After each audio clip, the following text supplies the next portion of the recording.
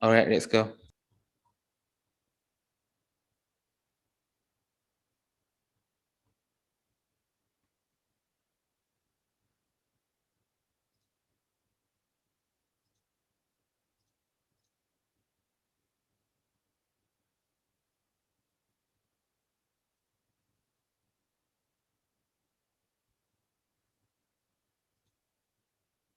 Hi everyone.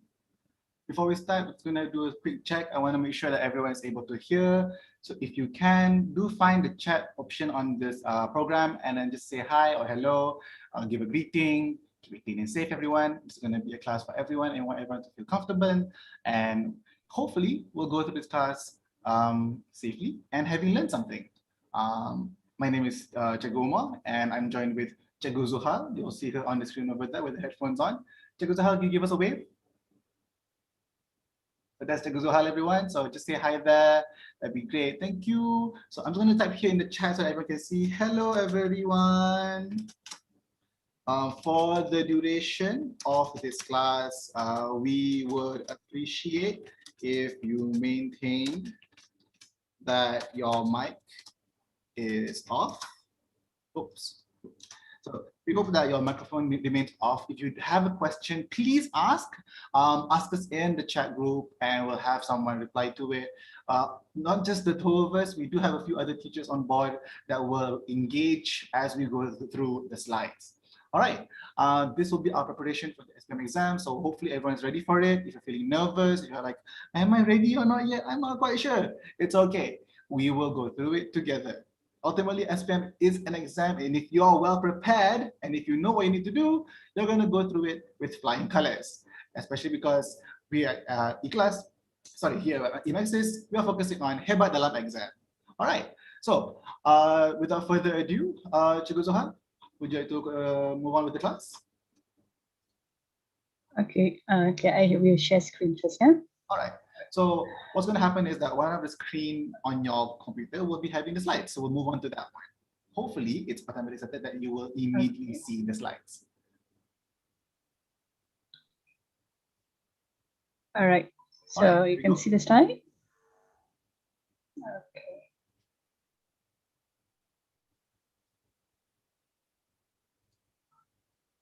Okay. Okay. Hi, everyone. Okay, so I will start today with paper 2. All right. Okay. So we will start with section C, which is reading comprehension and summary writing. Okay, right. Comprehension. Okay, reading comprehension is questions 26 to 30. All right. Okay. Okay, so the assessment objectives of the reading passage, meaning you understand the text. Okay. Apply reading comprehension strategies or skills, making inferences, making predictions, selecting appropriate information. Okay, so these are the strategies, okay, or the skills that you assess in these questions. Give you some answering tips. Okay, you need to read the instructions carefully. Read and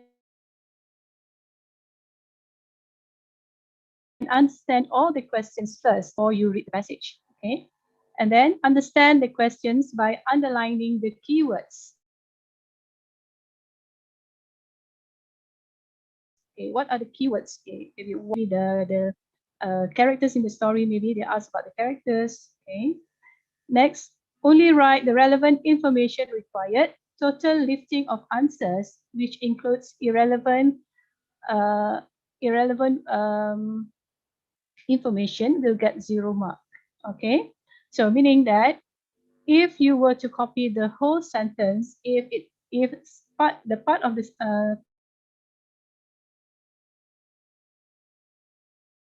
part of the sentence is not relevant, okay, do not use outside knowledge and do not give your opinion as answers unless required. Okay, so Teacher, I have a question about the outside knowledge. if you are asked, then you answer. Sorry? So I have a question about the outside knowledge. So what constitutes as outside knowledge? Okay, for example, if the text is about answers according to what they know, not based on the text. Okay, so that's what it means by outside knowledge. Okay. Right, answering tips. Another answering tips. Okay, ensure that you write your answers clearly and intelligibly. Okay, written the answers, you check your answers. Okay, make sure that you answer accordingly. All right. Do not divert from the original about 20 minutes in this section. The total marks for this section is 10 marks. Okay, so you can start by timing yourself from now. Okay, 20 minutes to answer this section.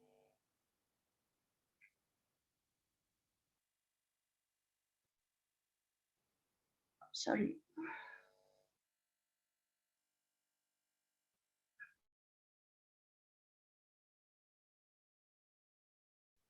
Okay, we are going to, it's quite slow.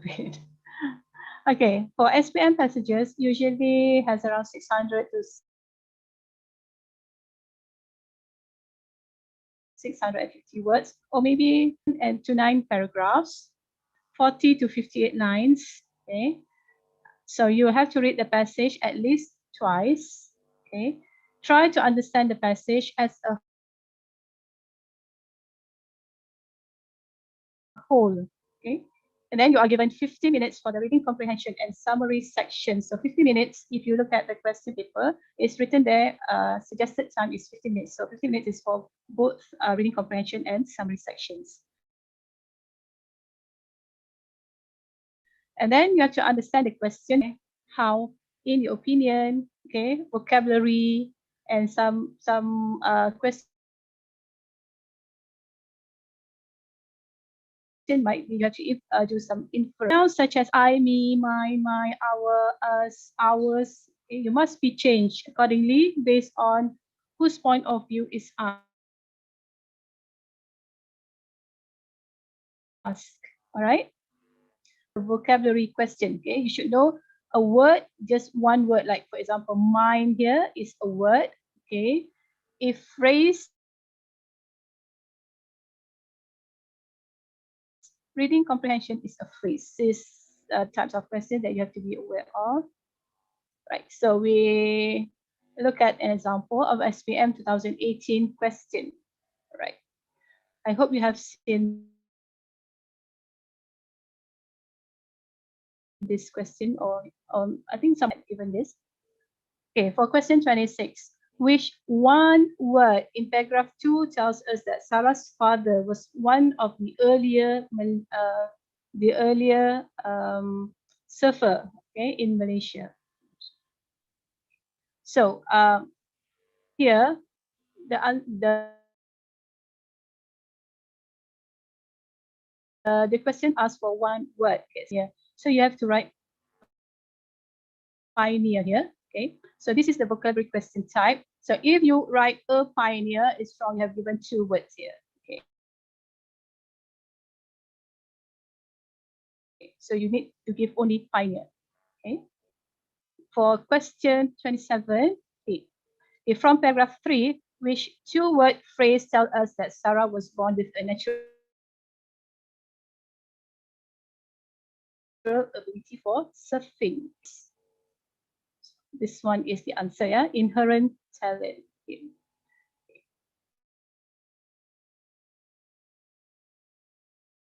So this is a phrase, okay, words is a phrase, yeah. Okay, so this is a 2-word phrase, so only 2 words, inherent talent. You cannot write more than 2, okay. Next one, question 27B, okay, tracks the surface. Okay, so here, larger waves. So you have, the keyword is waves, okay? So this is waves. So which one shows that it is a larger waves? So this part, right? Towering, meaning that it is a big wave.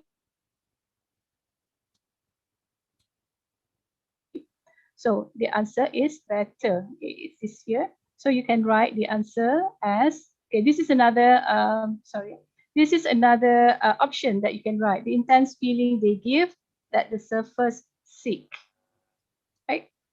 So there are two options here. Either you write the more towering the waves, the better, or the intense feeling they give that the surfers seek. Okay. What happens if you were to write both here? Okay. It is still accepted. Okay. You still get 1 mark. You won't get any extra mark. Okay. Unless when you copy both, right? There's a full stop here, and then you write it is intense feeling, and then you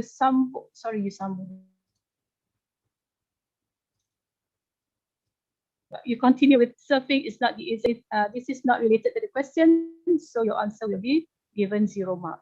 Okay, because these are only the answers accepted. Okay, this is a what question type. Yeah, that's what. Am I okay? Is it okay so far? Everything's okay. I do have a question about the towering. Next question. Sorry? I just wanted to bring up a question about the word towering. Yeah. The previous question asked about like why was it okay? Why were the surfers looking for large waves? I was wondering if there was another way for us to identify why that answer is correct. Like, is it because the big waves are like, is the word love or something that we can refer to also because that's what a surfer wants to go for? Okay, this one. Okay. The question asks, what is it about larger waves that attracts the waves? Okay, why does it attract the surfers? Okay, the reason the surfers are attracted to the large waves. Okay, because they feel that if they can have more excitement there. Okay. Oh, just a moment, everyone. It's going to check for a bit because I think we have a connection issue. All right.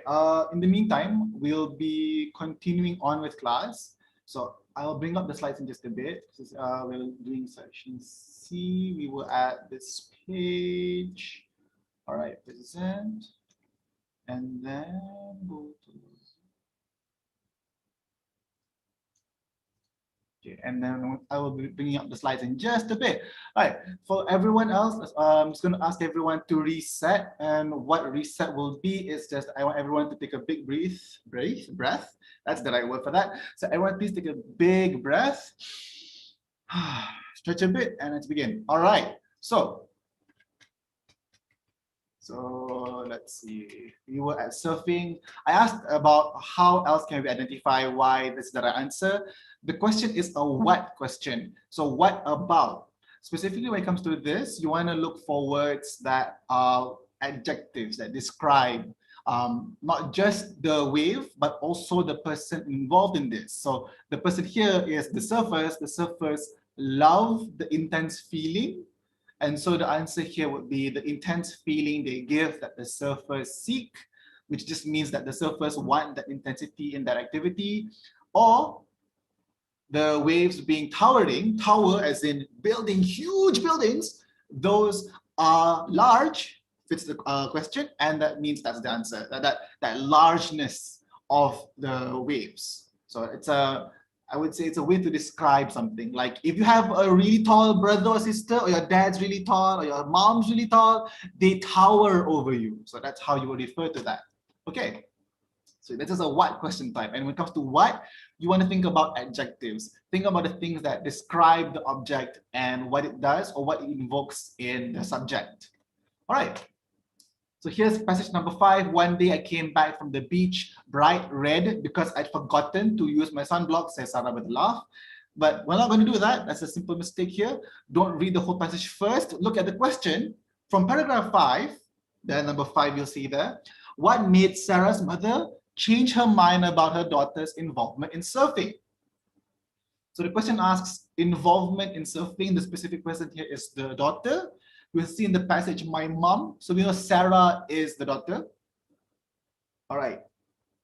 There is no way I was going to agree to that. I tried 25, convince her how much I loved surfing, but it didn't make a difference. It was only after I won a couple of competitions that she changed her mind, that she gave in. So the word here is gave in, so her mother felt different from that. Let's see, yep. So it was only after I won a couple of competitions that her mother gave in. Gave in here means her opinion over the subject of surfing. So the mom gave in, or mengalah, or like, okay, fine, surfing's for you. You can go. I'm not gonna be so completely against it. It doesn't mean that the mom loves surfing. It just means the mom is like, okay, you can go surf. I am gonna be supportive, or I'm not gonna be someone that says no to your activity. So that. So a simpler answer for that, you don't need to take the whole line. You can just say Sarah won a couple of competitions, which is pretty cool. Like, what made your mom stop being so against you from surfing? I won competitions. All right. So next question. Again, go straight to the question. Look for the keywords here. From paragraph 7, why do Malaysian surfers go to other countries to surf? So why do Malaysian surfers go to other countries to surf? What about other locations? Okay, so as a practice, I do want the engagement. Please try and find out what the keywords for this question are and put them in the chat group. Our second chat group, Cikgu Fadli, will be online and he will be able to identify what's going on there and respond if you're right or wrong. All right, so why do Malaysian surfers go to other countries? So other countries is something that I'm going to be looking at to find answers for. While most Malaysians avoid beaches during monsoon seasons, they really wait for it to arrive. Each year, guaranteed they love. Travel to neighboring surf spots in Thailand and in Indonesia in search of same conditions. All right, so we see that near other countries, here is neighboring countries. The traveling to neighboring surf spots. Neighboring for countries means other countries. So why do Malaysians go there though? They go there because they want the big waves that they love. So the answer is there, simply the big waves, or they are guaranteed that they get really big waves. And there you go. So it's a why question. So you're looking for causality or causation. What happened? Why do you want to go for something?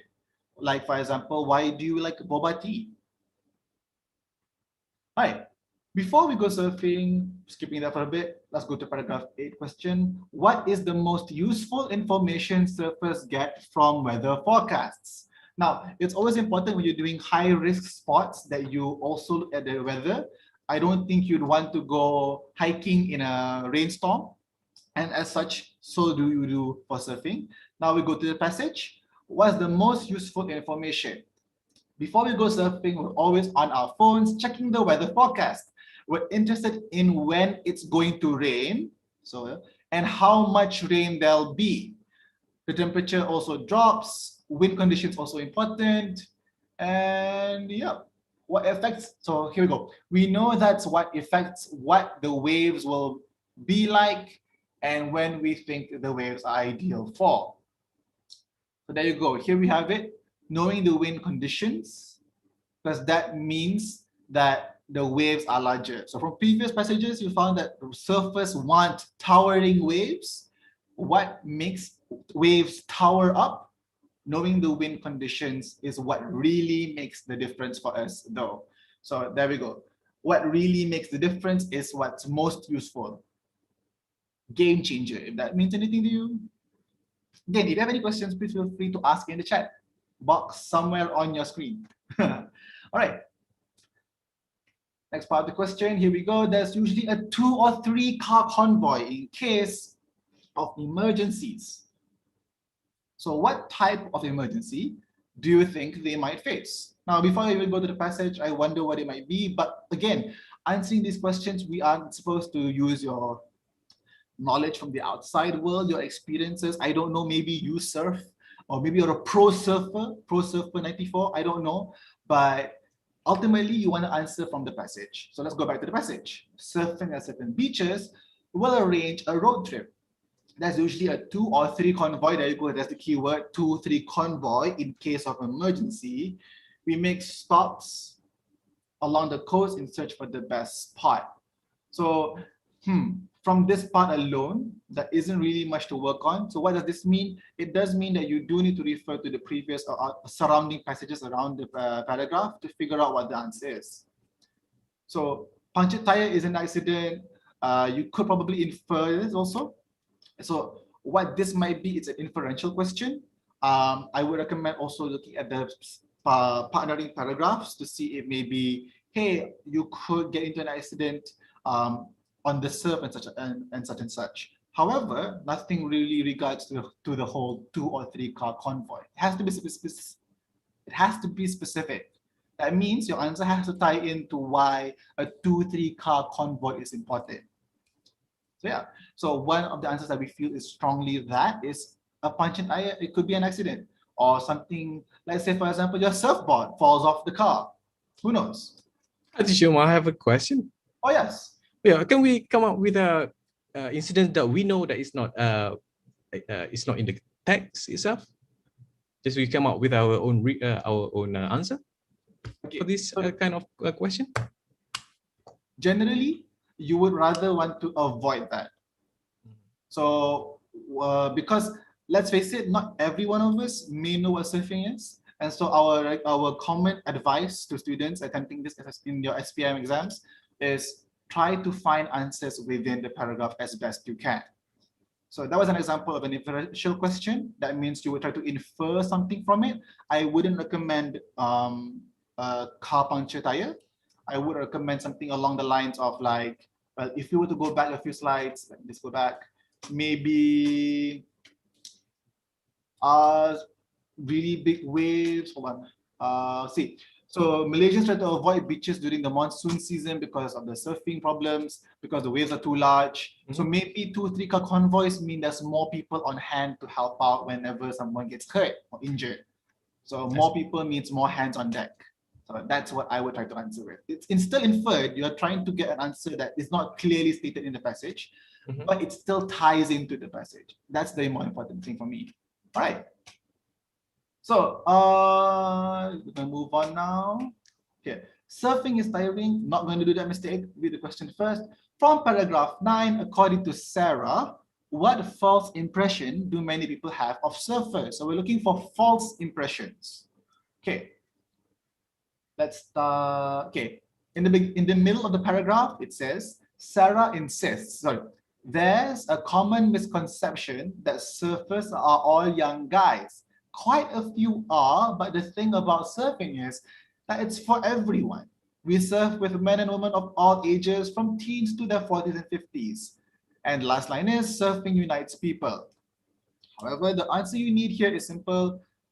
We surf. The misconception is that surfers are all young guys. She says later that all women and men of all ages surf. So the misconception or false impression is, there you go. There's a misconception that surfers are all young guys. So just be sure to find what that is. There you go. It's a what type question, as I said before. What specifically means there's a specific subject or thing that's being discussed. We're not looking for the answers to that misconception. We're not looking for descriptives. We just want to know what's the statement, the object, the specific thing that we're discussing. All right. So just one way to encourage your classmates to take up surfing, give a reason why you think this would be effective. Now, how to encourage classmates and reasons. Now, if you've never had to encourage someone to do something you may love or may not even love, this might be tricky, but I'll give everyone 1 to 2 minutes and think about it first before we move on. If you have an answer, please put it in the chat group. We'd love to see what you have to think. Again, what's one way you would encourage your classmates to take up surfing?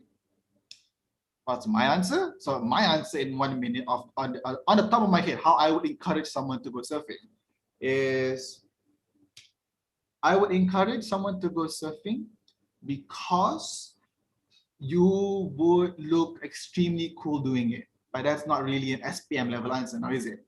So let's give it a bit more thought. I would say surfing looks like an amazing community to get into as you would join everyone to surf, making friends with people of all ages. Okay, so teacher Umar, so I never surfed before, so I don't know anything about it. I heard about it, but how to get like a example, like popular example of surfing. So maybe I can get some idea what surfing looks like, or how it works, and I can answer this better. Okay, so if you've watched any shows for that feature Hawaii, you'll see people wearing shorts, floral print, and on huge surfboards and surfing on huge waves, and that's great. But if you're thinking about Malaysia specifically, our west coast has short board surfers, and what that means is they surf on tinier, smaller waves and they glide through the water. If you're going to think about it, it's like you're standing on your ironing board, if you've ever seen one. So you're standing on your ironing board and you're riding water. So sounds really cool. Yeah, from second is in Aquaman, if yeah. Oh yeah, so, right. If you've seen the movie Aquaman, then yes, it's something like that. Or if you see Moana, it's like that, but not on a boat, but on a surfing paddle. You know, so that's something we look into. Okay. So do we have any answers in the chat? We do have one. What's the meaning of misconception? Okay, misconception. Good question. Nice work. Misconception is the false understanding of something. Conception is an understanding of something. Mis, that goes behind the conception. So misconception is the wrong identification or you wrongly understanding something. Let's say if I tell you that chicken is let's see, what's a good concept to work with? Oh man, I don't have an example out of my head. Let's see. Okay, let's say that painting. Okay, painting is the act of using paints to make a picture. A misconception of painting is to simply color walls. It's correct in a way that yes, painting does involve walls, but it's not only that. So it doesn't have to be on walls. So me thinking that, oh, painting, isn't that painting when you color walls? That's a misconception. It's not correct. It may be slightly, but it's not what it is. Painting is simply taking paints to color different surfaces, different mediums to invoke something. So that's how you misconcept something. That's how you have a misconception. All right. If you have if anyone has an example of what they misunderstood before or had a misconception about before, please share it. It's always fun to see how we've learned and improved on ourselves as we move forward. Because if you've had a misconception before, it means you've learned something. And that's pretty cool. All right. So how to encourage classmates? We have a few ways. We can show them a video of surfing. Like I said, it looks really cool, but you can't say it looks really cool. How would you show them that it looks really cool? You could show them a video. You could perhaps, and why you do that? To arouse their interest in surfing. Oh my gosh, it looks really cool. Oh man, now I'm interested. Get them interested in surfing. All right. So this is basically an opinion type question. You're giving your opinion. Try your best to find an example in the passage. If I were to go further, I would say, how would I encourage classmates? I would do a site visit or a class visit to the beach or to a surfer's beach. So you will see for yourself in person what the community looks like. All right. I will go to summary writing. But before I move forward, does anybody have any questions? If not, just going to take one short breath in and then breathe out. In, out. Okay. So why we do this is because students, I understand that maybe sometimes it's a lot to work with. Maybe you're tired. Maybe you're just like overwhelmed. It's okay. A lot of studying comes from processing. So do take the time to process the information that you're getting from this class. All right. Quick answer to a question you might have. Why is Teacher Umar looking this way? It's because my mic's there, my camera's here. That's really it. All right. And my screen's there. There's like 3 different points of views. All right. Let's begin. Now we're going to go through some answering tips. Now, these tips aren't meant to be memorized. It's for you to read maybe once every week. Just remember it. And then if you can, maybe have this printed out or have a note in your hand before going to the exam and just lightly read. What you don't want to do is doing last second reading or last minute studying before an exam. You'll overwhelm yourself. You've studied it. You have asked the right questions, tanya sampai tahu. You will be hebat dalam exam. Just read the notes, have your tips, and go into the exam prepared to tackle the exam. Okay? So here we go. Answering tips. Read and understand the question or task. 2. Identify the lines mentioned. 3. Draw lines or boxes to identify the relevant lines. Again, we've done this before. Look for keywords, look for relevant lines. It helps you think clearly. You sift through all those words. Read and understand the passage. So after you've done the question, you've identified the keywords, you still need to read the passage. Sometimes lines need context. What does context mean? It just means that you need to understand why each sentence was said in a passage. Generally, it's a conversation or a discourse or an explanation. You need to know the whole thing before you know for sure that that's the answer. But before you do that, keyword circling or squaring or underlining will help you focus. What you don't want to happen is you're losing focus in the exam. Okay. Then highlight again and underline the content points. Now, what content points is basically lines that may not have keywords in the sentence, but are related to or are heavily influenced by. Use simple, compound, or complex sentences. This just means as best you can, try to give your answers in the least amount of words that clearly is the answer. Do not lift text. What does that mean? Don't copy the whole paragraph or line and then just paste it onto the answer place. That's not going to get you marks. You might, but it's too risky of a thing. We do not recommend it. Avoid using slang, jargon, or non-standard language. What's non-standard language? Generally, our conversations are non-standard language. Sometimes TikTok language is not standard. A lot of jargon like thick or like what's the new one for winning? Oh my gosh. Hoggers, I think. But if you ask, I don't know what's the word. Can I use it in Bahasa? Is that acceptable? Oh, so if you don't know the word in English, but you do know the word in maybe in another language, I would not recommend using the other language. What I would recommend is in pencil, not pen, write it down first, the word you intend to use. And then later, when you get the chance, come back to it later and then try your best to find the word that translates to the word you wanted to use. That's a good For idea. example, you don't know the word to picture. So in Malay, it's gambar. And like the sentence, you know the rest except for the word gambar. In the English, it's picture. You put gambar first in pencil and then come back to it later, erase that and try to find a simile in English that's the most similar. Yeah, because of the time limitation. So we have timing thing, yes. So you have a limited amount of time. You don't want to waste your time trying to figure out. You'll be like, stress, students have pens down, leave your paper on the top right, and you're like, no, I wasted time. So don't do that. Don't. Translate later. Okay, it's okay. Make sure you get the sentence down first because that means you know the answer. You just didn't know that one word. It's fine. Okay.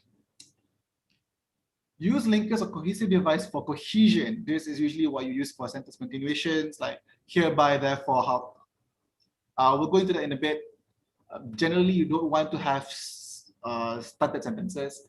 Count each word and make sure you don't exceed 130 words, including the 10 words given. That just means make sure to count everything, including the 10 words that are already in the passage. Right? In one paragraph, this is not a full text. It's just one short piece. So no breaking of paragraphs. There's only one main one. So it's just one main paragraph. This is the paragraph. Okay. There's no 2 paragraphs. There's no 3. Just one. Simple.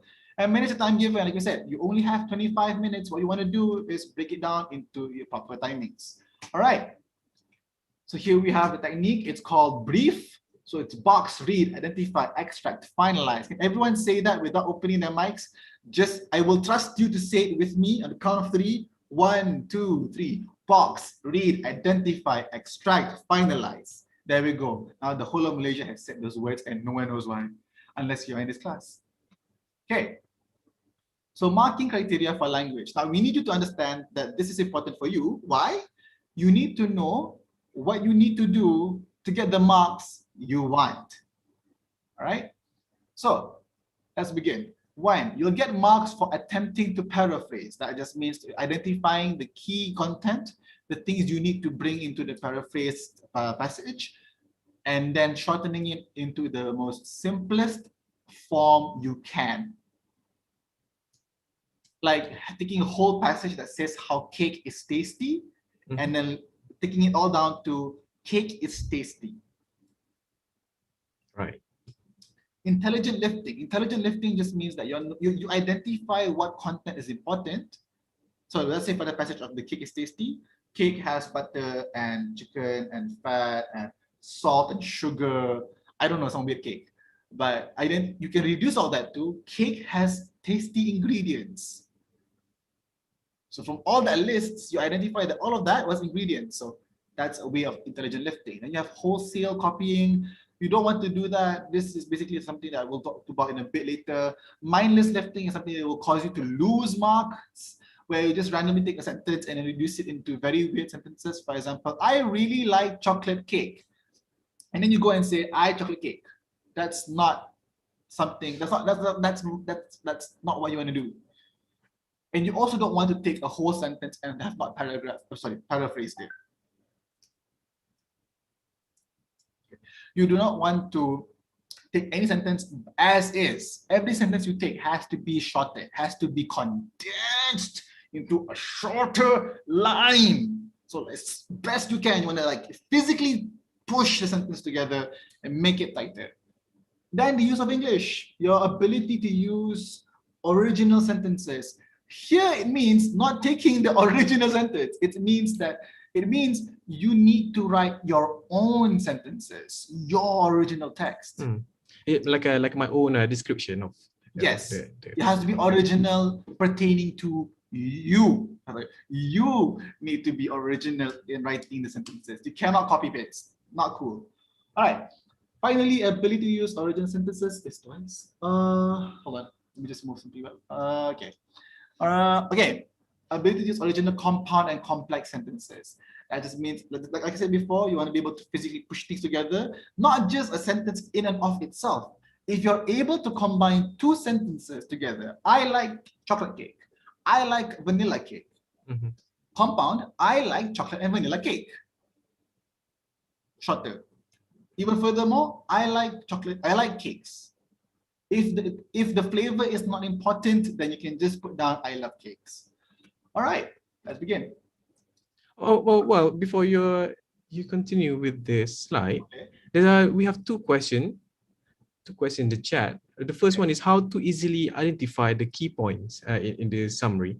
Or maybe we should maybe that would be later. We should see the question first.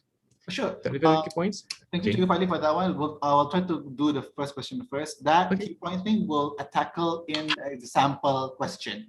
We'll get to that in just a bit. So good question to ask. Well, I'll be out later. What was the second question, Cikgu Fadli? Another one is, if we don't use the 10 words, is it wrong? Okay. Can I not use the 10 words? No, you have to use the 10 words. Yeah, you have to. Why? The 10 words are there to help you identify what is important. It starts your paraphrase. You need to use them. Please, by all means, never remove it. If there's one thing you take away from this section of the class, please use the 10 words given. Okay, all good? All right. So we'll get to the whole identifying the keywords just a bit. So what's a compound sentence? I've been mentioning quite a while now about compound and complex sentences. Let's discuss this for a bit. So compound sentence is this: I washed my hands and ate breakfast. So coordinating conjunctions just means how you put these sentences together to maintain meaning. So here are some samples of coordinating conjunctions. If you get the chance, please screenshot this, press print screen on your keyboard right now, then copy paste it to a random clip art or paint or whatever document you have. You can also go to WhatsApp, web or Telegram or whatever app you use. Control V, it will come out there and then save it, download it, print it. If you don't have that, or maybe you don't like that, take a paper and pen and write it down. This is going to be important for you later. So for, and, nor, but, or, yet, and so. For, and, nor, but, or, yet, or so. Okay, let's move on. So that's what we're going to be using to combine sentences. Now we'll look at complex sentence. I washed my hands after I ate breakfast. Now, what's the difference, teacher, between the previous one, coordinating conjunctions, and also subordinating conjunctions? The previous one, all of the things you mentioned, if you combine them together, they're on an equal playing field. There's no time difference. There's no difference in value other than maybe negative, positive. Like I like this or this. I like this. I dislike this nor this. Which would you prefer, chicken or beef? That kind of stuff. However, for complex sentence, when you're using subordinating conjunctions, here we go, after, because, if, since, when, these all dictate time and order or reason. One thing is above or below, before or after the other thing. I washed my hands after I ate breakfast. Did I wash it before? You don't know. They are no longer on equal playing fields. Since you've been gone is something you can think about it too, because now it's a time. Before that, before they were gone, you're a different person. Now that they've gone, you're a different person. Subordinating means that they now have order and one is now below. Sub. So you know submarine going down. So let's think about that image, visualize it. It's a subordinating, it's just ordinating something. 1, 2, 3, 4, 5. My thumb goes before the pinky, my pinky goes after my thumb. So there's an order to it. That's what subordinating means. So good quotes. All right, so again, screenshot, paste it, or write it down. Now, word count. This is tricky. And I don't want you to spend time in the exam trying to remember. Oh no, how do you count 2-word things? Does it count as 1, 2? If I write can, not, is it 2 words? If can't, is it 1? I don't know. We'll figure it out now. So 1 word, can't or cannot, if combined together. Ice cream, that has a hyphen, is 1 word. 82, which is 2 words, but it's 1 number, it's 1 word. Now 2 words, contractions, for example, doesn't to does not is 2 words. Your is you are. Shouldn't is should not. Kuala Lumpur is 2 words. 3 words. A name is considered 3 words. Tan Ah Beng is 3 words, even though it's 1 name. That's 1 noun. I get it, I know, but it's still 3 words. Alice in Wonderland is 3 words. What 3-word name do you think of when I ask you what 3 words are you thinking of? Teacher Uma, what are you saying? What 3 words can you think of right now? If you can think of a 3-word thing, send it to our comments and see, and we'll check to see if it's actually 3 words or not. Go for it. What 3 words are there? My name. My name is Umar Abdul Aziz. That's 3 words. All right, so here we go. Here's a question based on the passage. Write a summary on what Sarah did to become one of the best female surfers in Malaysia and the challenges Sarah and other surfers experience. Credit will be given for use of own words, but care must be taken not to change the original meaning.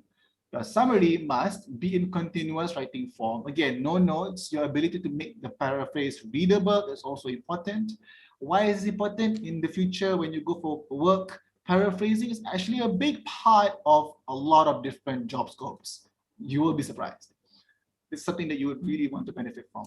Use material from line 5 to 31. So 5 to 31. If you remember, the paragraph was numbered on the right side. Look for those, identify that, immediately square it off, and then say, use this content. From my SPM, I would square that part off, use arrows for my pencil, be like, this section only. It helps. Use whatever you can to help you. I used to underline it or put it in a bracket. Yeah. Easy to see, right? And it helps you think, because now you're no longer mentally trying to coordinate which parts you need to use. It's already visually there. Your brain is cleared up for thinking. All right. Finally, no longer than 130 words, including 10 words given below, which means you need to write 120 original words. I think you can do that easy. No problem at all. It's just one paragraph. And the summary is as follows. Sarah's successful surfing career began at an early age when... So we start off with that. And here we go. So here are the lines. We've already boxed it out for you already. Okay, everyone just give a quick glancing read. A glancing read is basically look through it quickly. Maybe identify some things. 15 years ago, seen. Not the easiest of sports. Okay, all right. Got it.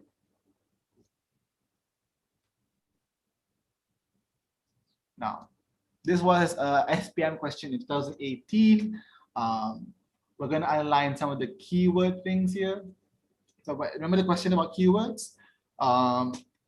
Okay. The summary is here. We're going to talk about how her successful surfing career began and generally what the passage is about. So underline all of that. So watching her father surfing peers, had to go surfing herself, progress quickly, accompanying him regularly, intensive coaching, towering waves, not the easiest of sports, can be painful, not the easiest of sports, why painful, and then sunburns, okay, and so on and so forth. I want to talk about competition, talk about public awareness, handle the general perception of surfing being dangerous, which it is, but so is a lot of other sports. So there we go. So here we've listed out for you. So we know that the answer cannot be in list form, but you can list out all the important content first and then turn it into a continuous writing form, one paragraph answer that has 130 words, including the first 10. So here we go. At this point, do you still have questions about trying to find keywords and or content? If you do, please write it there. Even if the class is done, don't worry about it because we will still try to answer as best we can. We'll take the time to find the answers and put it down. So not to worry. Also, we'll have a short break between the next session, and between that window of time, we will still be answering questions. So don't worry about it at all. All right. Okay. And that's it. I think it's a good time. I'm sure that you guys are still processing everything. What I'd recommend is to immediately look for SPM questions after this whole class is over and attempt it. I know you'll be tired, but just try to attempt it once. Maybe after a short nap. I recommend a short 15-minute nap. It does wonders. Just don't sleep until like it's like what? Nighttime. Then you won't be able to sleep. It's horrible. But you're Form 5 students. I trust you guys. Please. You're old already. You're young adults. All right, thank you everyone. This lesson is brought to you by Maxis. We will be taking a short break. This is not goodbye, not farewell, please. Okay. So in the meantime, you can go find yourself to the kitchen, make yourself a snack, get something that has a bit of sugar, something that's tasty and sweet, get the energy back in you. Maybe a meal if you have something prepared already. Go to the toilet, say hi to the faucet for me. What's a faucet? Go Google it. And then maybe come back refreshed. If you're feeling sleepy, put a water on the face, maybe a spritzer, moisture in the face. You can even do skincare while taking this class. Ultimately, do what you need to do, come back in just a bit. We'll be taking a quick 4-minute break. Also, you should be seeing a poll up soon. Don't we have a poll up, Cikgu Fali? Yeah. Someone will do that, I guess. Okay, so yeah, you should be seeing soon on your screen a quick pop-up. That's one. Can you see it on the screen here? So I can see. I can see on the screen right now. So if you see that, just please quickly answer it. It will help us better answer your questions if you need any more help, and we'd love to answer that as we move forward. If you joined us in previous classes, you would know me and also Cikgu Fali. We've been doing whatever we can to be as constructive and engaging in a case where we engage what your questions are to help you prepare for your SPM. All right. Okay. I will be just for a short bit going on a mute for a bit, just a moment. All right, see you guys in 5 minutes. Yeah.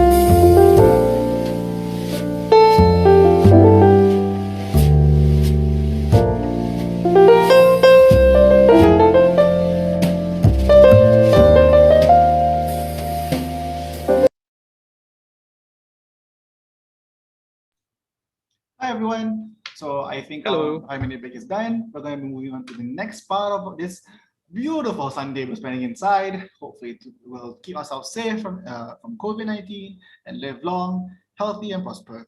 All right, let's begin. As always, if you joined our classes before, you'll know this by our tagline, but let me break up the slides. All right. All right, can everyone see? Quick check first. Everyone, can you hear, see me? But most importantly, can you see the slides? Please answer this question in the chat somewhere on your screen. You can find that chat by looking up somewhere. When the tab comes up, you'll be able to see more and click up the chat. The chat window should be able to see there. Thank you, Amira. Thank you, Dexter. Anyone else? Yes, I'm so tired is a 3-word count. Good job. All right. Anyone else? Everyone? No? Okay, cool. All right. As always, like I said, you can always attend this class however you want. I would recommend doing skincare. All right. Paper 2, section D. We'll be discussing poems and novel. Oh, my favorite part. Okay, let's begin. Section D, poems. So we'll go quickly into this. We have a few tips for you to go through. So tips. These tips aren't for you to memorize, like we mentioned before. Just have a note that has this, just so you can read through it as a checklist. You don't need to memorize it. Just have and build that practice of doing this as you approach your exams. Here we go. So the first tip is this: read the poem and questions carefully.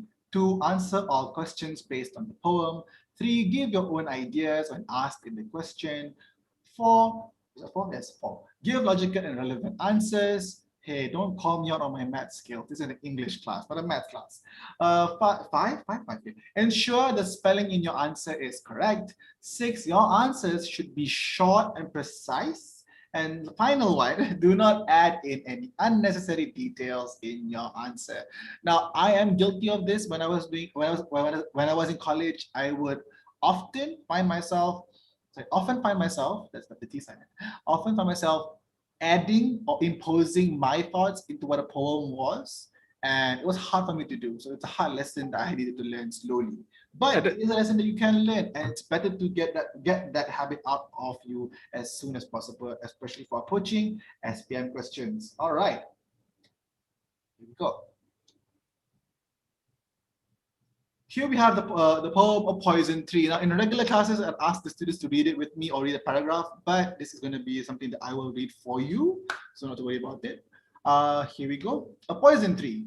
Actually, I do have Cikgu Fali to help me out. So I'll read the first 2 paragraphs on the left, and then I'll ask Cikgu Fali to read the second 2 paragraphs on the right. You okay with that, Cikgu Fali? Yeah, that sounds all fine. right, cool. Here you go. I was angry with my friend. Oh, angry. I was angry with my friend. I told my wrath did end. I was angry with my foe. I told it not. My wrath did grow.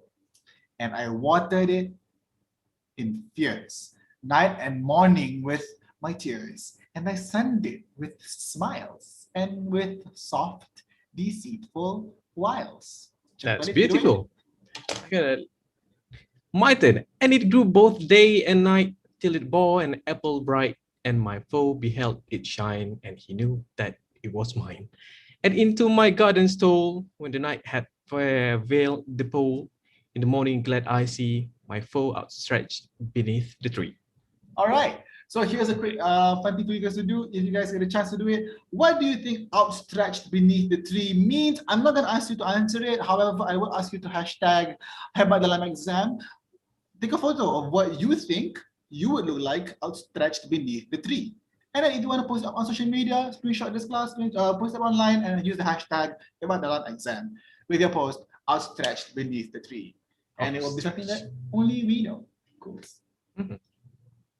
So here we have the first question. The persona used tricks. The persona here just means this person speaking in the poem. Who is in this poem? Sometimes, a lot of times, young poets will write about themselves. But as you go further and more along your craft, you start to write about other characters. But character is primarily used in theater, in scripts.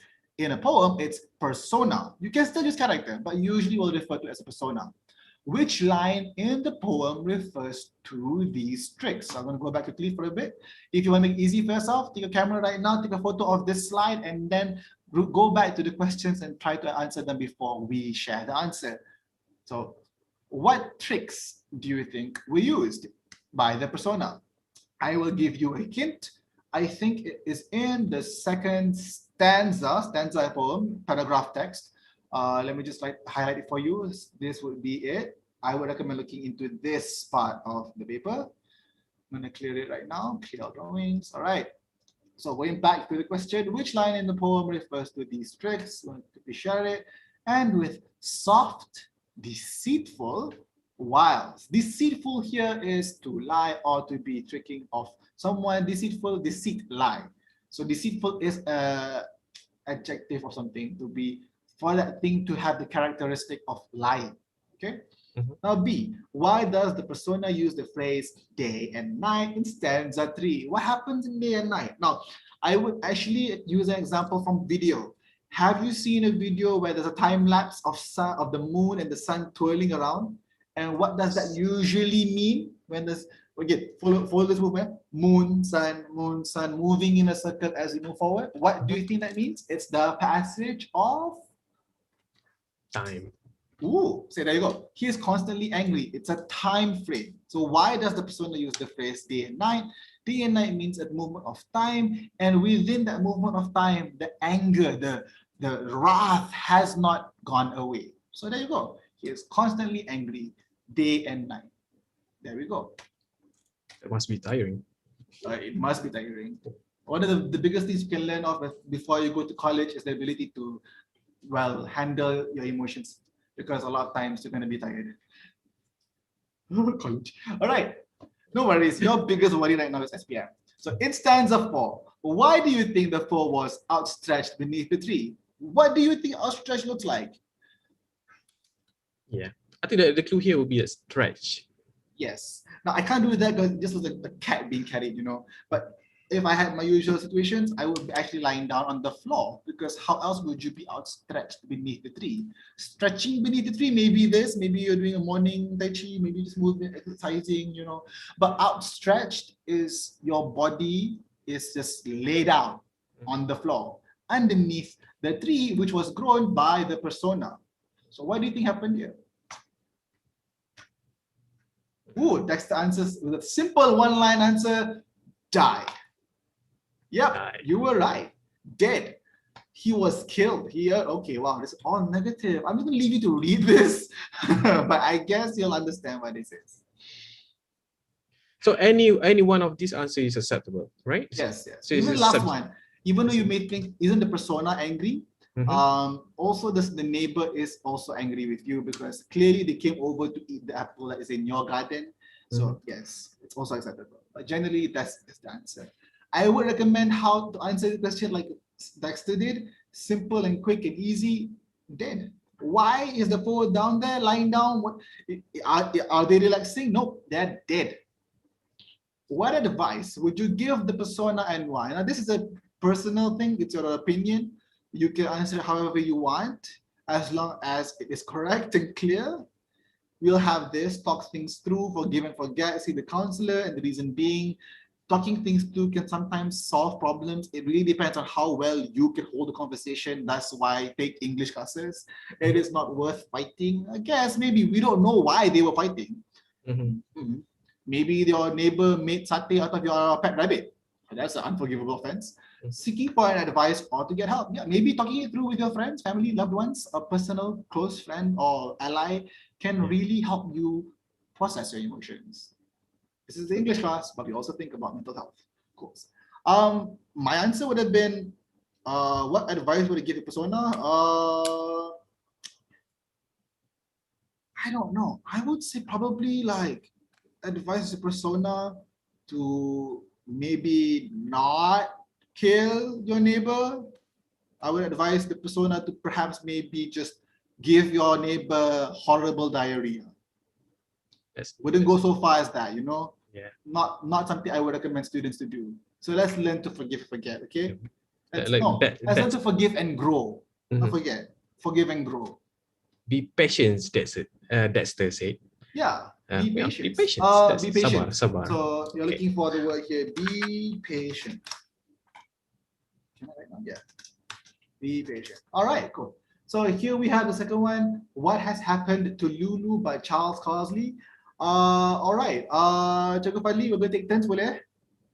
Oh yeah, sure. But can we go back to the previous slide? Sure. Just a moment. All right. So question C. He ate the poisonous apple. I don't think that's a or he ate the apple. Okay, so yes, Okay. those two chances may be slightly off because Yeah. why is the person outstretched beneath the tree? It would be safer because you don't actually know if the person is dead. It was never explicitly mentioned. I'll go back to the poem, Jack. It's not an apple. It's supposed to be the apple, Correct. right? So it should be the apple. So he ate the apple because there's only one apple in question. So it's Yeah, only singular, just one. one. So please use the because you're talking about a specific apple that the persona wrote. So correct. Thank you, Cik Bali. You can also answer that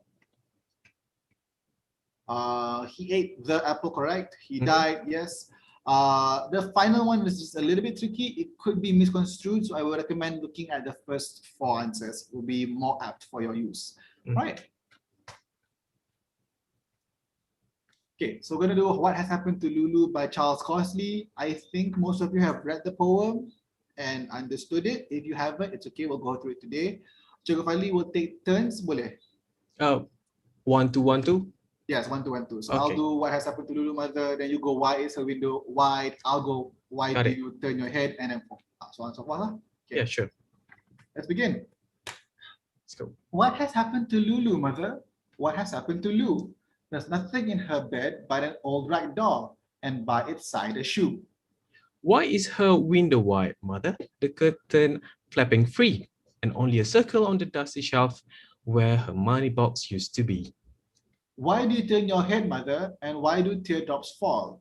And why do you crumple that note on the fire and say it is nothing at all? I woke to voices late last night. I heard an engine roar. Why do you tell me the things I heard were a dream and nothing more? I heard somebody cry, Mother, in anger or in pain. But now I ask you why, Mother. You say it was a gust of rain. Why do you wander about as though you don't know what to do? What has happened to Lulu, Mother? What has happened to Lou? Okay. By Charles Cosley. Yep. This is a heavy one. Okay. Not without further ado, let's begin. First question we have is, why do you crumple that note on the fire? What do you think that note is about? So if you've understood the poem, this should be quite apparent. I'm going to bring up the poem one more time. If you need to screenshot, photograph this or anything, please do. Yeah. What do you think happened? Why is there a crumpled note on the fire? We'll give everyone 2-3 minutes to really just think about it and then maybe attempt an answer. We'd love to see that. I think the note is about groceries. No, the mother was sad. I don't think it's about groceries. Was it a threat? I don't think so too. The window was wide open, but no one was hurt. And who or what is Lulu? I'm assuming a sister. Do you have an answer yet? Let's see. Because that note is from Lulu? Perhaps that could be an answer. There was no mention of any other character. It would be slightly off for us to assume that the dad was leaving. Maybe, who knows? We'll see how it goes. Let's see what we have. I think the note is from Lulu telling that she has run away. All right, see? So this is why this is why our advice is to always look into the poem. There was no mentioning of a father, and even though you would assume perhaps maybe that the father was the one that left the note, Lulu is the person we're talking about, and it would make more sense to talk about Lulu. Lulu is missing. We don't have any proof of forced removal. There's nothing in the poem about that, other than the fact that Lulu is gone and her stuff is partially missing.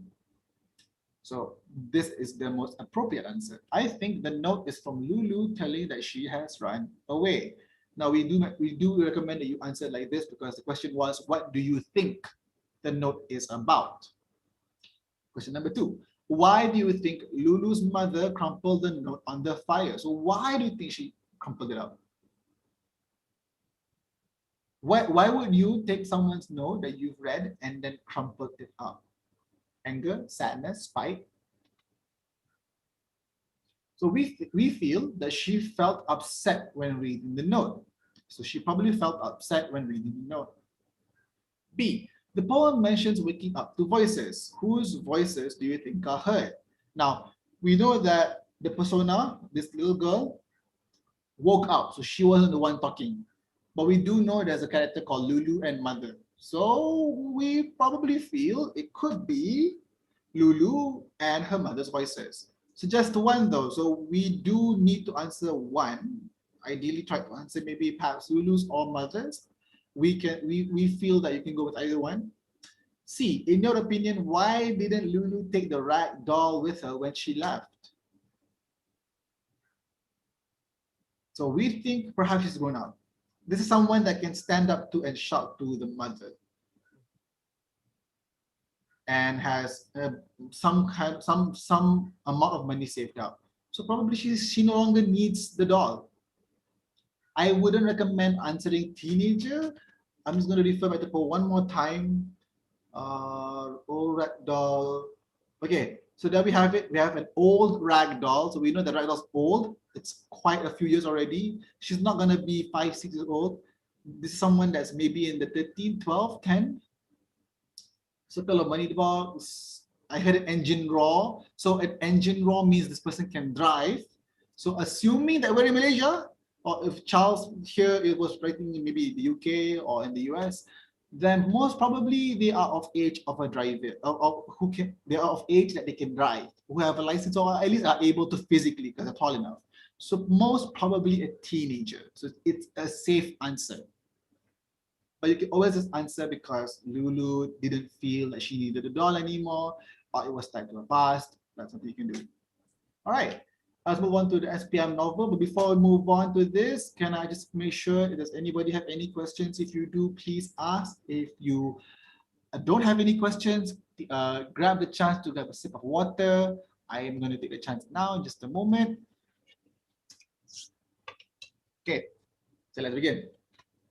With tips. Recognize elements in a story such as characters, themes, and settings. This is the first tip. If you're unable to, it is your Form 5 student, so I'm assuming you can identify what characters, themes, and settings are. If you can, great. If you can't, then talk, time to read. So excellent reasoning and convincing responses to the task. You need to have read the novel. There is no way about this. You can go to a lot of online platforms that give you short forms, paraphrase formats, bullet point formats, but nothing beats just sitting down and taking the chance to read the novel. It'll give you a much stronger grasp. And if you're able to do so with images in your head, you're more than ready. Okay. 3, provide detailed and well-developed textual evidence and arguments. When you're reading through the novel, make sure to highlight, bookmark all the parts you think are important. Finally, good organization of ideas and thoughts. Now, this is something that you have been practicing with previous questions. For example, if you're used to doing paraphrasing, if you're used to taking information from ads or forms and putting it back out as answers, you're more than ready for this. So the best advice I can give you right now is please read the novel. I know you're busy, you're Form 5 student, you're tackling the world. The world is burning and you're still trying to make it work. Props to you, good job. But sit down and read a novel. It's not that long. You will be better for it. So, how to organize your answer? Here we have a quick mnemonic device. Simply steps. S stands for statement, what you're talking about. T is textual evidence and elaboration. You need to be able to show proof and talk about the proof. Or you need to have receipts and you need to talk about the receipts. PS, personal opinion and summarization. You need to have your own point of view, which is why you need to read it and talk about it. If you know what, the next time you get a chance to have a video chat with a friend, perhaps even just take an hour or so to just discuss about the novel, why you love it, why you hate it, which character is the worst, top 3 characters you would want to see get married. Have fun with it. It's all good ways for you to improve your understanding and ability to answer the exam. So here we have a question from SPM 2017. This is the question. The following are the novels studied in the literature component in English language. Dear Mr. Kilmer by Anne Schraff, Captain Nobody by Dean Pitchford, and Sing to the Dawn by Min Fong Ho. Choose any one of the novels above and answer the question below. Based on the novel that you have studied, write about a value important to one of the characters in the story. Give reasons why it is so with close reference to the text. Now, remember when I said you wanted to talk about the top 3 characters you hated? It doesn't matter if whatever value the character has. The question was, write about a value important to one of the characters. If any of these novels had villains or even characters you hated, if they have a value, you can use that to answer this question. You're already set. So it's a very fun thing to learn and even study the novel and poetry section. Oh, just a moment. Here. So, yes. So let's talk about Dear Mr. Kilmer, and we will be discussing character Richard Knight. Now I'm going to take 1 minute here. Everyone, if you don't mind, please open in the chat and put down quickly, what do you think about Richard Knight? Drop the beats and spill the tea. I would love to see what you think about Richard Knight.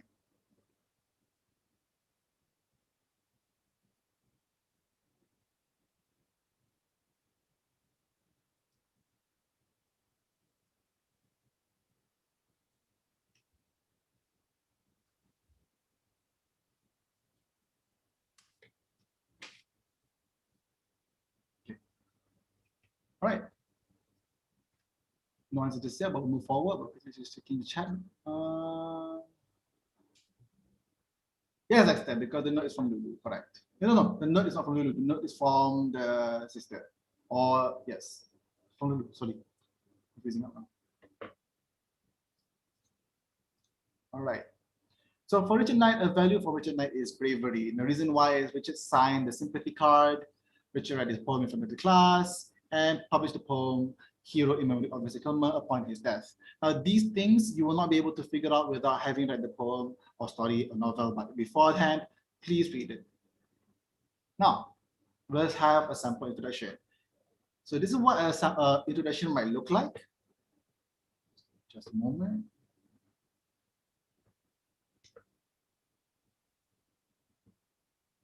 All right. So yes, there will also be no novel in form 4, only short stories. So they're not even that long. So please do check them out. So in the novel, Dear Mr. Kilmer, written by Anne Schraff, you need to mention who wrote it, ideally, but it's not an important value, but you do need to be able to talk about it. A value that is important to one of the characters is Richard Knight.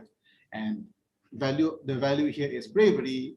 And this is evident in a few events. You need to be able to take samples from the reading material to show why Richard Knight is the value that they take seriously, bravery. So let's go to the first one.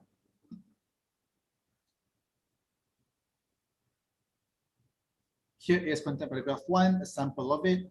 So very clear here, you start off the paragraph with the first event is the card signing scene. Okay. The first event is the card signing scene. Now, if you've read the short story, you'll know what this means, but ideally we'll go through very quickly. The news is that the streamers have been being vandalized. Mrs. Hansen had brought a card for the class to sign, and you need to be able to quickly tell what happened in that scene. So if you remember our paraphrasing class, you can use that in here to quickly condense the passage in which this situation happened. You need to be able to talk about it. Okay. Now the elaboration. So you've talked about something specific, the event that happened. Now you need to elaborate. Why is it important? This scene shows how brave Richard was to sign the card, although he was at risk of being beaten up and ostracized by his classmates. He did it because he knew Hannah did not deserve such discrimination just because of her German descent.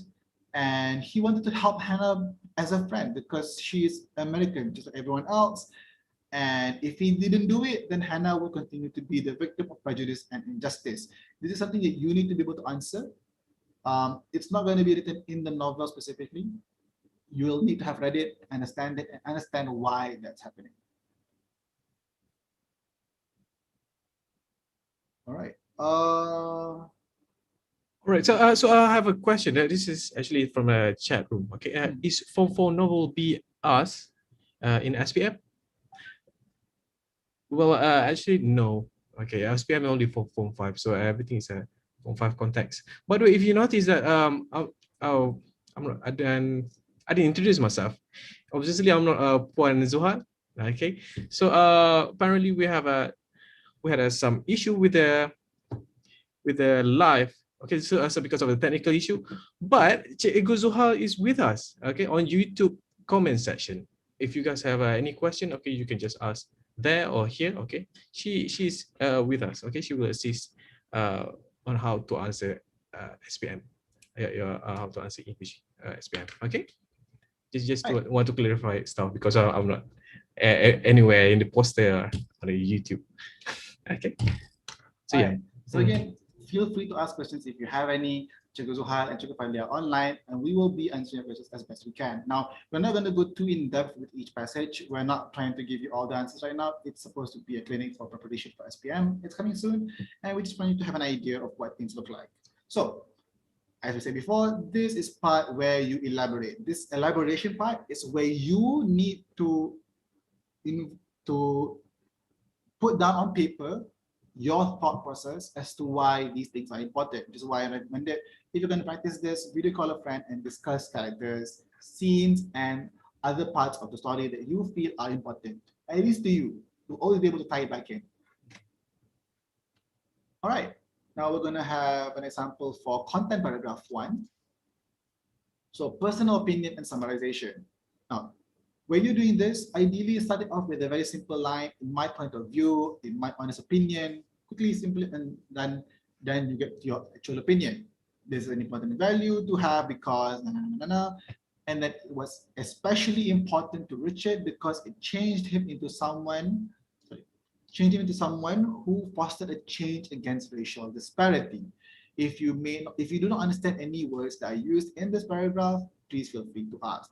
In other words, you can say that Richard helped and it was important for him to do so because he did not want to see his classmates being bullied.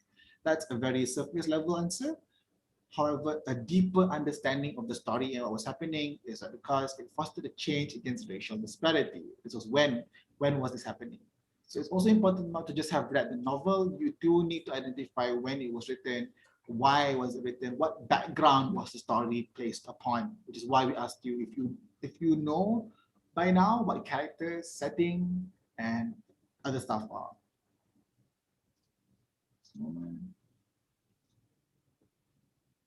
Okay, fostered here means to develop, to basically build this idea of something. So foster children is when you adopt children. To foster care is to want to care for someone and build upon that. To foster relationship is to build and improve and to nurture a relationship. Racial disparity is that when you are discriminated based on your race. Now, in Malaysia, we have various types of race. We have various races, and we still have to work on improving our relationships with everyone. So racial disparity is when there's a difference in treatment between different people. And disparity here clearly is that someone is now currently being treated badly because of their race. All right, good questions though. Now go to Captain Nobody. Again, I'm not going to be going too deep, but we'll quickly go through it. If you have questions though, please feel free to ask. Now, here we go, Newman or Newt. A value also bravery. Bravery is a quite easy value to work with. It's something that we recommend. It's easy because a lot of times things can be daunting or scary or challenging, and the ability or the act of going against it or going through with it is bravery in its sense. It's a simple thing to prove, because bravery can and usually is done in a tangible way. You can see it. Reason, helps us all to get a big bass drum from the top of a dumpster. Reason 2, clear up false accusation against Reggie Ratner. And reason number 3, Newt stood up to the bullies. All right. So introduction, like before. Quickly, I have studied the novel Captain Nobody, written by whom, what value I talk about, and who are you talking about? Newton Newman, and the value is bravery. He is also known as Newt, and then continue on to talking about why is he brave. Here you want to talk about the specific situations. Chief played football, but his courageous acts, and he had helped a lot of people. Just a moment. Okay, so you don't want to have sampled any lines from your examples just yet. You just want to give a quick overview of the story. How does that Newton Newman or Captain Nobody achieve his goals? By doing courageous acts and helping a lot of people. Do not yet mention your examples. We're going to get that into the next part, which is statement and textual evidence. So this is where you now put it in. Just a moment. See that blue line there?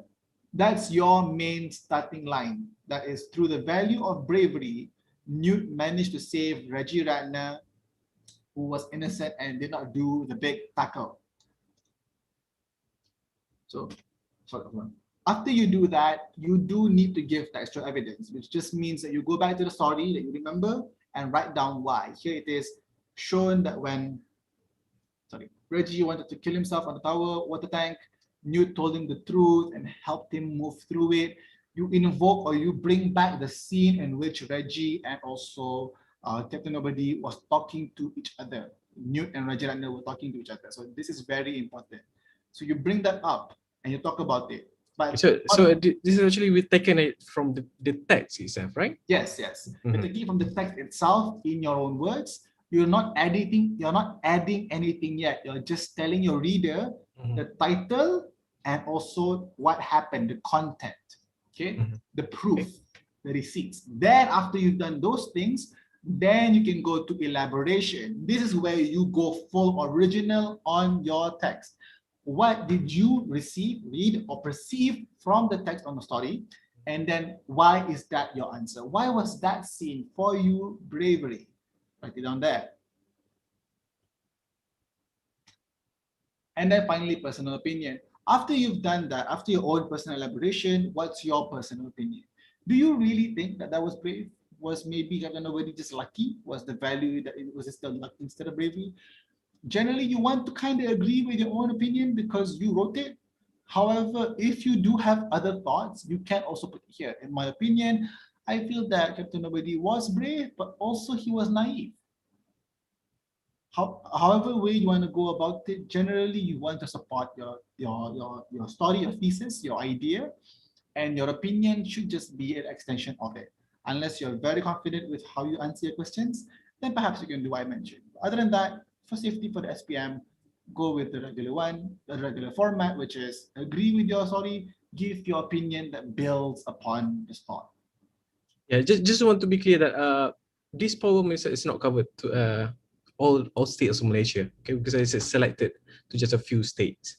All right. Okay, So this is just like an example on how to answer it instead of exact answers, just to be clear.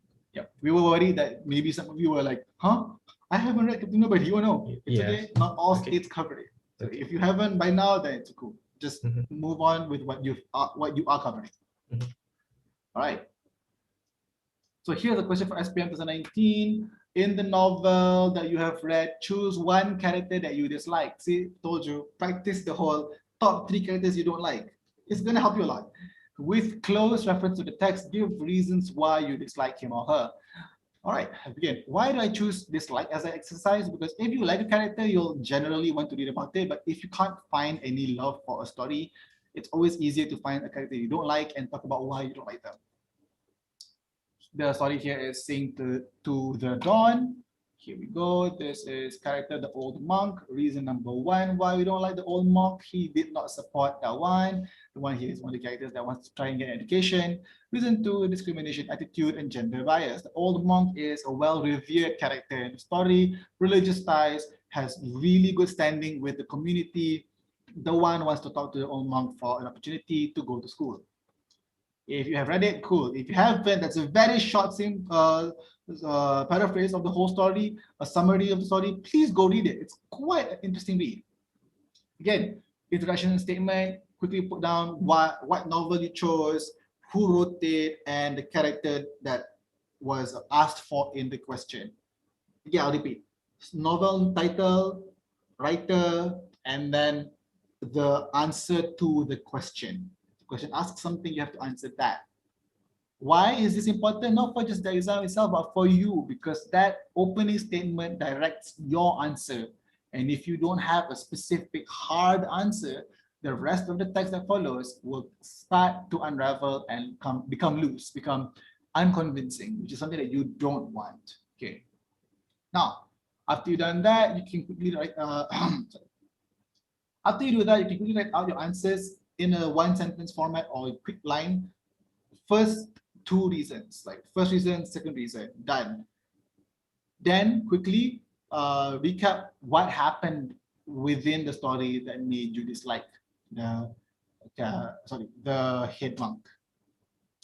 Now you go to textual evidence. Again, you've written down your answers, bring them back up, and then explain them using text from the story.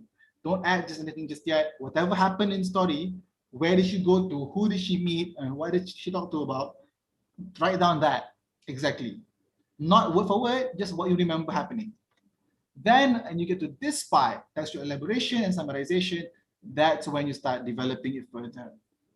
Why was this happening? What caused this? Because the head monk didn't believe that she would go to school because villagers should just be a regular person, regular kid, don't need to be a schoolgirl. Sorry.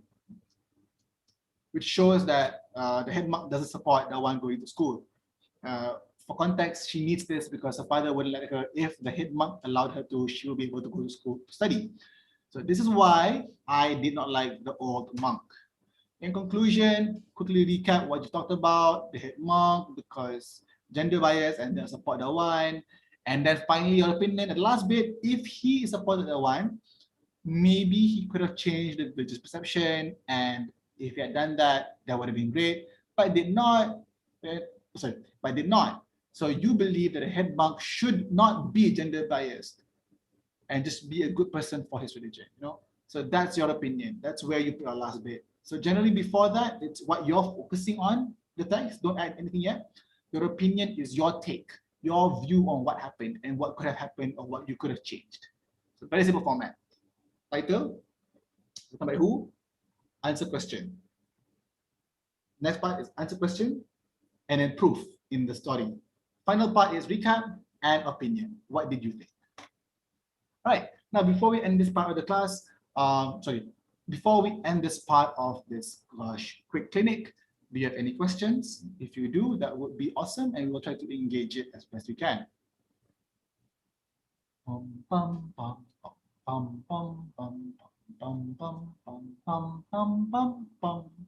right, cool. Here we go.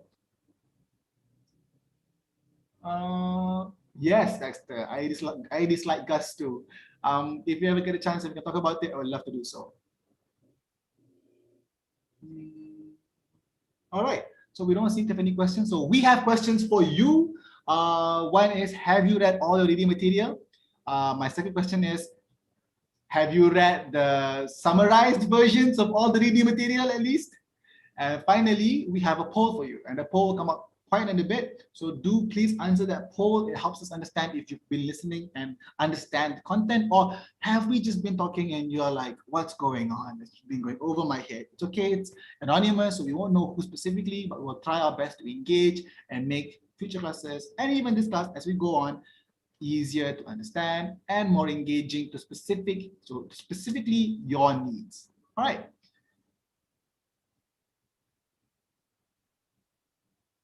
I think we are ready for the poll. Don't think anyone has any questions. All right, so if that's the case, what I'm going to be doing is I will be going back to specifically the ones that I really like this. And I have an inkling that this could be a really important question to come out in the SPM. So Why do you pick this character, by the way, specifically, Cikgu Umar? I actually just enjoyed the story. So among the other stories, Captain Nobody is a fun story to read. Honestly, I think that even if it's not part of your reading material, have fun reading it with your younger siblings. It's a quite fun read, but does get heavy. The one story though is interesting. I like it because the story is written in the one's point of view, and it shows the difficulties this character needs to go through to even get a chance to go to school. It's not even like trying to argue about wanting to go to school or not. She clearly wants to go, and she understands social dynamics enough that she's going directly to the village temple to meet the monk for his permission, not her dad's, the monk. Because if the monk says yes, then she gets to go. If the dad says yes, but the monk says no, maybe not. So she's hoping that the monk says yes. I feel that's pretty cool. So if you've read it, great. If you haven't, can anyone tell me if they've read it or not yet? Dexter says 50%, 50%. I'm assuming you've read, so you half, I guess. If you get a chance, please do read it. It's a really great read. I would recommend it heavily. And you can always talk about why you don't like the old monk, or maybe why you don't like the one. Like maybe you think, I don't want to go to school. Maybe why do you think the one didn't talk to her dad a bit more? What scares you, or what do you relate with the one? What have you had trouble with talking to with your parents? This is a really fun conversation to have, and I wish I could do it with you. If you are able to join our future classes, please do on Maxis eKelas. On those classes, we do discuss and talk about subjects, and we even discuss it if we get passionate about subject, we do talk about it and we do spend some time discussing. However, I can't do that too much here. However, I look forward to it in the future. So please do check it out. Captain Nobody is also a good text. I say it's light because it's written that way, but that juxtaposes the whole ending where Captain Nobody basically saves someone's life by being kind. And I do think it's a very, very heavy simplification of the situation. But because Captain Nobody is young, it might be how that character sees the world. So you can go through that. Just a moment.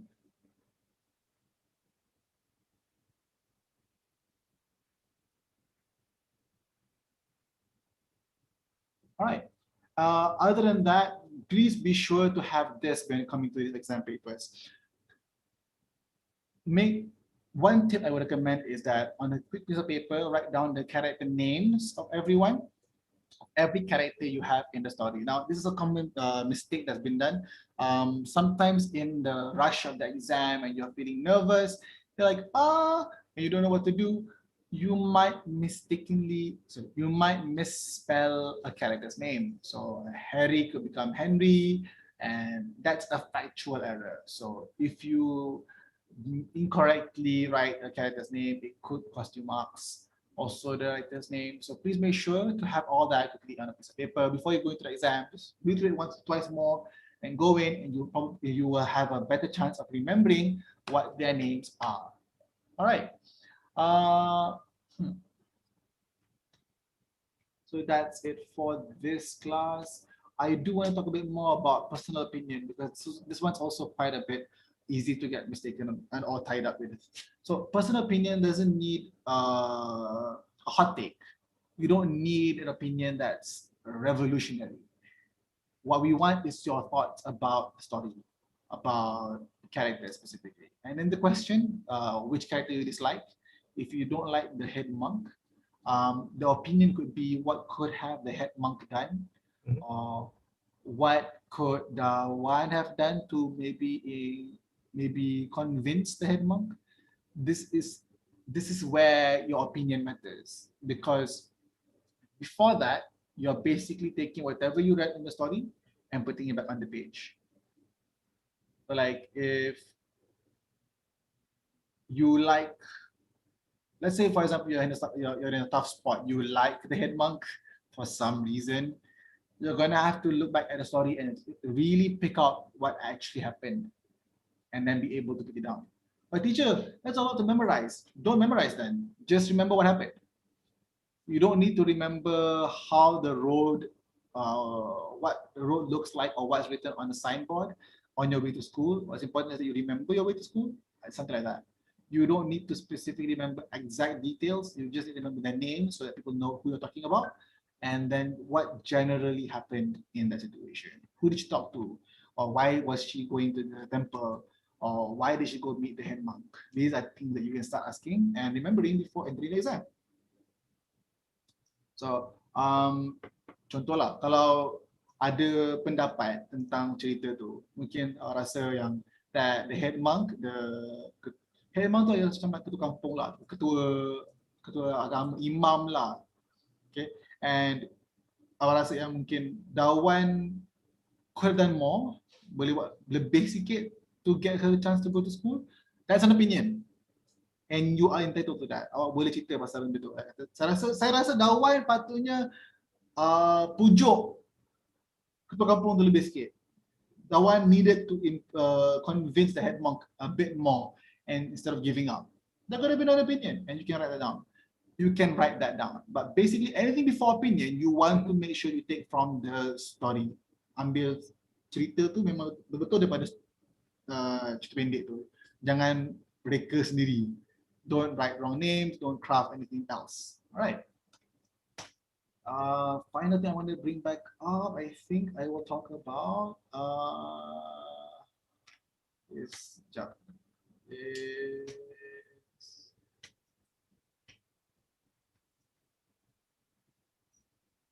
poem. So again, it's the same thing you'll find in the poems also. You don't want to have to read the poem the first time in the exam. You do need a few read-throughs for the poems. So how I recommend you reading for the poems is the same thing. Take a piece of paper and write down the character names. Here is Lulu and mother, and then, well, the daughter, the person that is the persona. And so how would you refer to the persona? Simply write persona. So the persona is talking to mother about Lulu. Because there's a question, what has happened to Lulu, mother? A persona is talking to her mother about Lulu. All right. Another example of how to prepare for poetry also is that if you're approaching this question, you would benefit from ada faedahnya lah kalau you baca this poem and also note the progression of the story.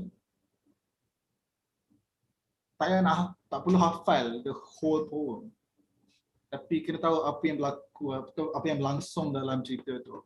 And what my teacher taught me for poetry was, kalau awak baca puisi tu, awak bayangkan gambar dalam head apa yang berlaku. If you can read the poem and see images in your head about what's going on, that's the best way for you to read poetry. Cara paling elok untuk baca puisi. Kena baca and then dapat bayangkan dalam otak tu macam mana apa cerita sekarang ni dalam puisi tu. Alright. Yeah. Just you, Bali? Oh, no, that's... Do you guys any question? Just ask in the chat room. It's fine. You can use your microphone. Okay.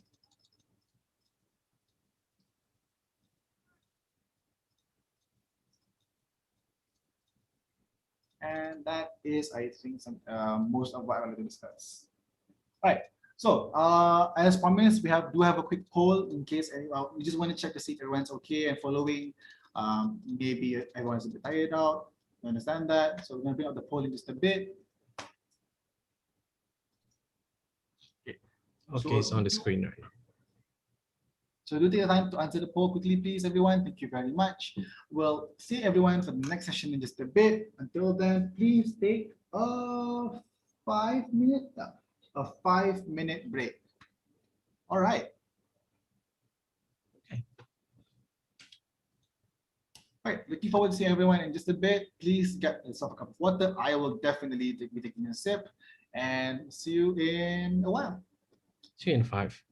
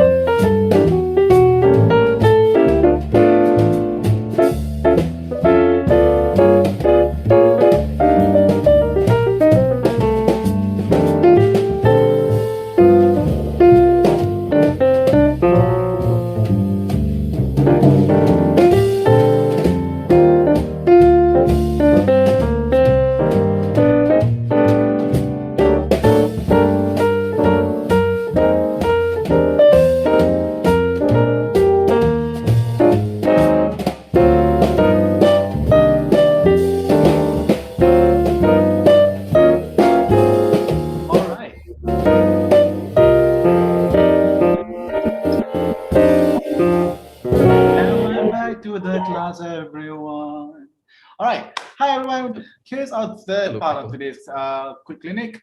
As always, you're joined with us by myself, Cikgu Umar, with Cikgu Fadli on screen, and also Cikgu Zuhan, who is also available in the chat group on YouTube and Zoom. So if you have any questions, please feel free to ask on our chat group, and we will answer as best we can. Now, as we move on to the third session, as always, let me bring up the slides.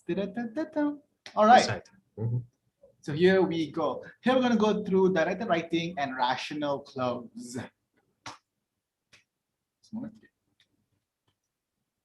Be paper one, focusing on directed writing. So what that is first we ask. So here we're going to give you some tips. One is read and understand the task. Use all the content points given. CP+2E elaboration and example. Use the correct format. Write within 45 minutes or less. That means you're going to time it. Please make sure that before the exam, you've attempted this a few times. Make sure you got the timing down to around 40 to 45 minutes.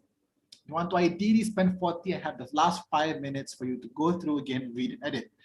And the marking criteria is 15 marks for content. So that also includes format. We'll go through that in a bit. And finally, language. Make sure that you don't have any spelling errors, grammatical errors.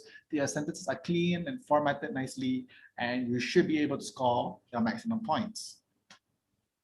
Now, directed writing. Here are a few of the formats. We have letter, which is informal and formal. Formal being the more particular of the two.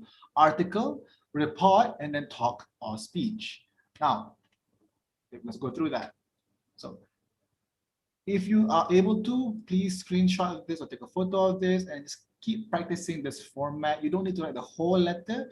Just practice writing the format first. This is particularly important for the formal letter. First, we'll have the first part, which is the address by Hamidah bint Alim. That's the first address. Then directed to second address, who you're writing to. On the right side is the address, the date in which you wrote the letter, followed by dear person you're talking to. Sorry, just a moment. Okay. The fifth part format is the title of what you're talking about. So if the question asks you to write about the unsatisfactory facilities in Pulau Tikus District Library, you need to write that there clearly in bold what you're talking about, underline it, then followed by whatever you're talking about.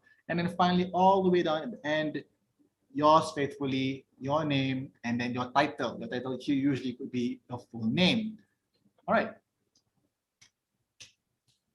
Now for the informal letter, which is much less formatted, just for comparison, this has 6 things you need to make sure that you're in your format letter. In your informal letter, you only need 3. 1, the address of yours truly. Then second of all, the dear Amanda, you're addressing of the person you're talking to, and just a quick introduction. How are you? Hope everything's okay. Just general warm conversational items. And then your main body of your subject, write out. And at the end of it all, your friend, your ally, your lover, your boyfriend, girlfriend, your son, daughter, grandmother, grandfather, your name, and that's it. So it's easier to remember about the left and right orientation. Or the it's also formal important and to remember your left orientation. You need to make sure that your address in the informal letter is on the right. For formal letter, it's on the left. So formal letter is left justified. What's left justified? If you go in your writing documents for programs, this is where you want everything to be set to start off from the left. If you're writing just a regular letter, you write from the right. There you go. Formal left, clear. Still left to right, but just like, where are you formatting it? Just want to compare it? There you go. Now we'll talk about the report the format for reports. For reports, you need to identify on the top part whom you're reporting to and the date in which the report has been written. That's the first 2 parts. The third part, similar to that of a formal letter, you need to put the title of your subject. What are you talking about? What is this report about? Here, a report about social service work at Kasih Permata Community Center. That is the body of your report. Basic stuff, very simple to do. And then the final point, which is below there, your name or sign and a title. Who are you in your report? So this one is reported by Felicia. President of the Social Education Club at SMK Pinang Tunggal. All right. Next, we have directed writing. Again, if you're going too fast, please tell us. I can always go back, you can screenshot or take a picture for your own later perusal. Okay, here we have the article writing format. Now, this is very important, especially if you're planning to become a writer in the future and you want to work in like, if you want to write reports, you want to write articles, you want to write for online article for platforms. So the first thing you do is the title, Recycling Starts at Home. And then by whom? By Kamala Anak Muthu. Or you can write your pen name. Pen name is a fake name that has been agreed upon with your editor. When you write an article, this is the name that's been shown. But for SPM exams, generally write your name. So after those two things, your article, and you can write it however you'd like. For this one, I would recommend you read a few more articles. It can't just be too conversational. It has to hook people in, and that's a whole different clinic. There are clinics that are being done for improving article writing. I would, however, recommend do not sample top 5 reasons why this. Those are really something that I would recommend not to refer to. Please find news articles or news websites that have really nice articles for you to read and then to emulate. So here is the marking criteria for directed writing. We have language accuracy, sentence structure, vocabulary, punctuation and spelling, style and tone, and finally paragraphing. Because as you've seen in the previous format examples, a lot of times the paragraph format is also important. We'll talk about a few simple things. We've discussed this in the previous section, but we'll talk about it again here. Simple sentences, compound sentences, and complex sentences, particularly when and where and how to use them, and how are they marked. So we'll talk about sophisticated words. Now, sophisticated words that you can use to enhance the reading experience of your writing. For example, here, adorable is sweet, lovable. Example here would be, I have 4 adorable Siamese kittens. Adorn, beautify, or decorate. You use it as pictures and prints adorned his walls. Commute, travel or shuttle. He commuted from KL to Seremban. We have words like delectable, delicious, or appetizing. Example here is, Mom made some delectable homemade brownies. Lament, weeping, crying. You can also use it like here, like this. She is still lamenting the death of her cat. Dubious is unsure or doubtful. I was rather dubious about the whole idea, or he is acting rather dubious about approaching the exam, or I see a man. There's quite a dubious man standing around the entrance to our hall. Okay, style and tone. Identify your audience and receiver. Determine the tone, formal or informal. So this particularly comes into the conversation about which format you're going for. Informal, you're conversational. That just means any language you use to talk to with your friends in English. Formal requires you to make sure that your sentences are quite clear, concise, and not conversational. They are more to the point, or more, I would say, for lack of a better term, dry. It's meant to just be specifically about the subject at hand. There have been 34 deaths since March due to the COVID virus. Or I would like to report in, so in my report, from Monday to Friday, there have been 25 different formats of chicken food that have been sent through from the HQ. Very clear, very dry. You don't talk about if you like it or not. You don't talk about if it's large or small. You just mention what has happened and what is currently going on. Paragraphing. Now, how you do this is how you organize ideas. You use cohesive devices such as a result, therefore, however, beforehand. Punctuate to separate sentences to clarify meaning. Sometimes you can write a long sentence, an ongoing, ceaseless sentence, but it doesn't really get to the point. So it's always important to punctuate to make clear or clarify what is it you're talking about. For example, here. Oh, sorry. Example here, let's eat grandma means you're about to makan nenek. Don't, jangan makan nenek. Jom makan nenek, let's eat grandma. Punctuation here is important. And this is a very light example, but there have been quite dire, much more extreme examples, which we will not get into. Directed writing. Now, here's a sample examination question. Again, the recommended time is 45 minutes. Ideally, you want to finish writing by 40 minutes and then 5 minutes for self-check. For approaching these questions, I would recommend you do this first. Read this part. A lot of times, your eyes will straight skip from here. You will just straight skip and read this. I would not recommend that. Please read this heavily because this is the actual question. You have decided to write an article. This is the format in which you need to write in. There's one, the article. Please identify that first. And then, what is it about? Your article's topic is Go Green Day for your school magazine. So it's supposed to be for your school magazine. So this is where the article is going to go up on. So you understand who you are writing for, why, and where will it be shown. Okay, so that's why you need to read this one first. So read this first. All right.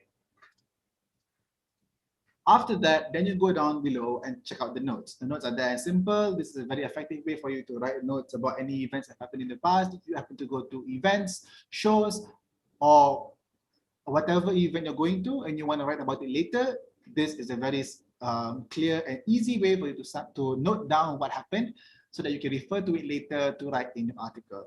I'll just quickly go through it. It has information about the Go Green Day, like where it was, when it was, who organized it, who was involved. Topics are protecting animals, learning about plants, dealing with rubbish. Go Green Day activities are like attending talks by experts, making a garden, recycling, and like perhaps maybe one more activity of your choice. Chongkat using recycled materials. Conclusion, your best memory of the Go Green Day and why you think students should go to the Go Green Day in the following year. It's a very like a theme of our years, isn't it? Like recent years, Go Green is a must thing that we have to know, especially because of COVID, lockdown and stuff. Yeah. So yeah, it's good. I To think get my to know about this SPM, topic. my paper pun ada. There was one question about Go Green Day. Yeah, my one, it's all topics. I think my one was about how Go Green Day and like penguins or something. I can't remember, but something about something on those lines. Right. So yeah, when I write this article, remember, please use the appropriate format. If you remember what the format is, please utilize it. Develop all the points given. Again, the word here is all, so make sure to use all the points given. And finally, give your own ideas when needed. So when the points there has a bracket, give one more activity, give one more activity you think would fit the question. All right. So the best memory or opinion is where you can put in your own thoughts and ideas. There you go. Also remember to figure out what your title will be, your writer, and your audience. Who is listening to your story? That's why I mentioned it will go in your school magazine. So most probably your peers.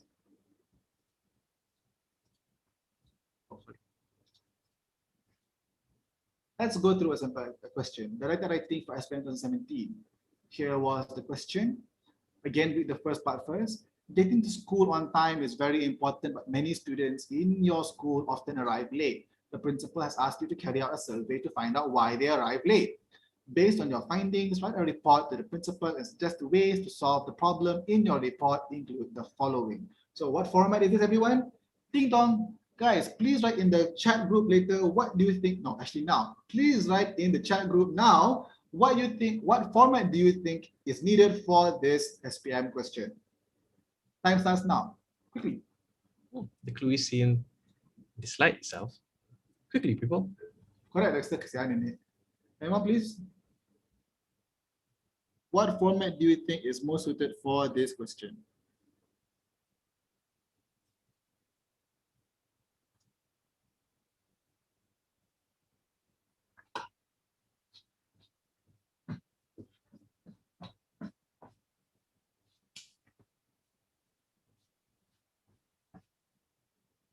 Yes, Amira, correct. The answer is report. Yes. So this is the format they want to use. Please make sure you remember what reports look like, and then followed by the details.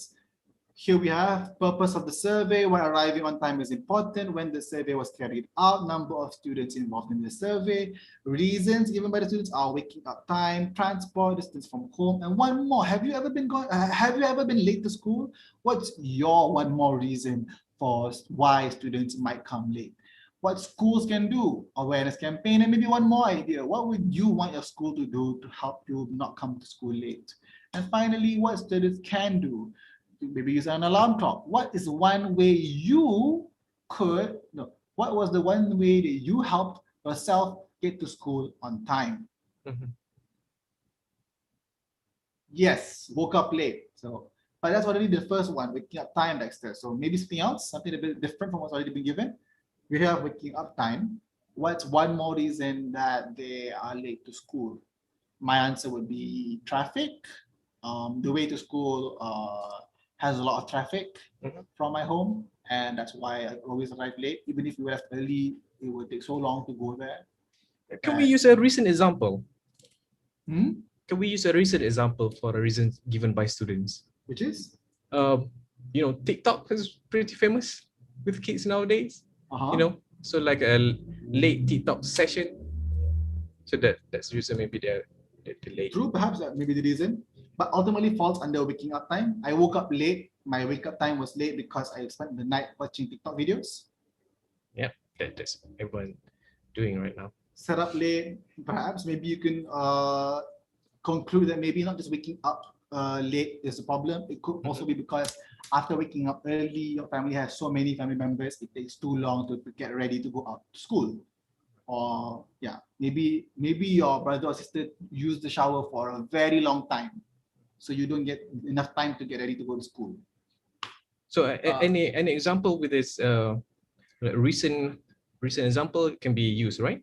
Yes. Anything, okay. Anything that has not been put on the questions. Anything yourself, like for example, what students can do. What I did was I prepared my pants and shirt. I went to sleep with my school pants and inner shirt, so that when I woke up, I just have to wash my face, brush my teeth, and then go to school. Yeah. But I would make sure to really take a good bath before going to sleep, and I would have the fan on maximum so I wouldn't sweat. And that's me.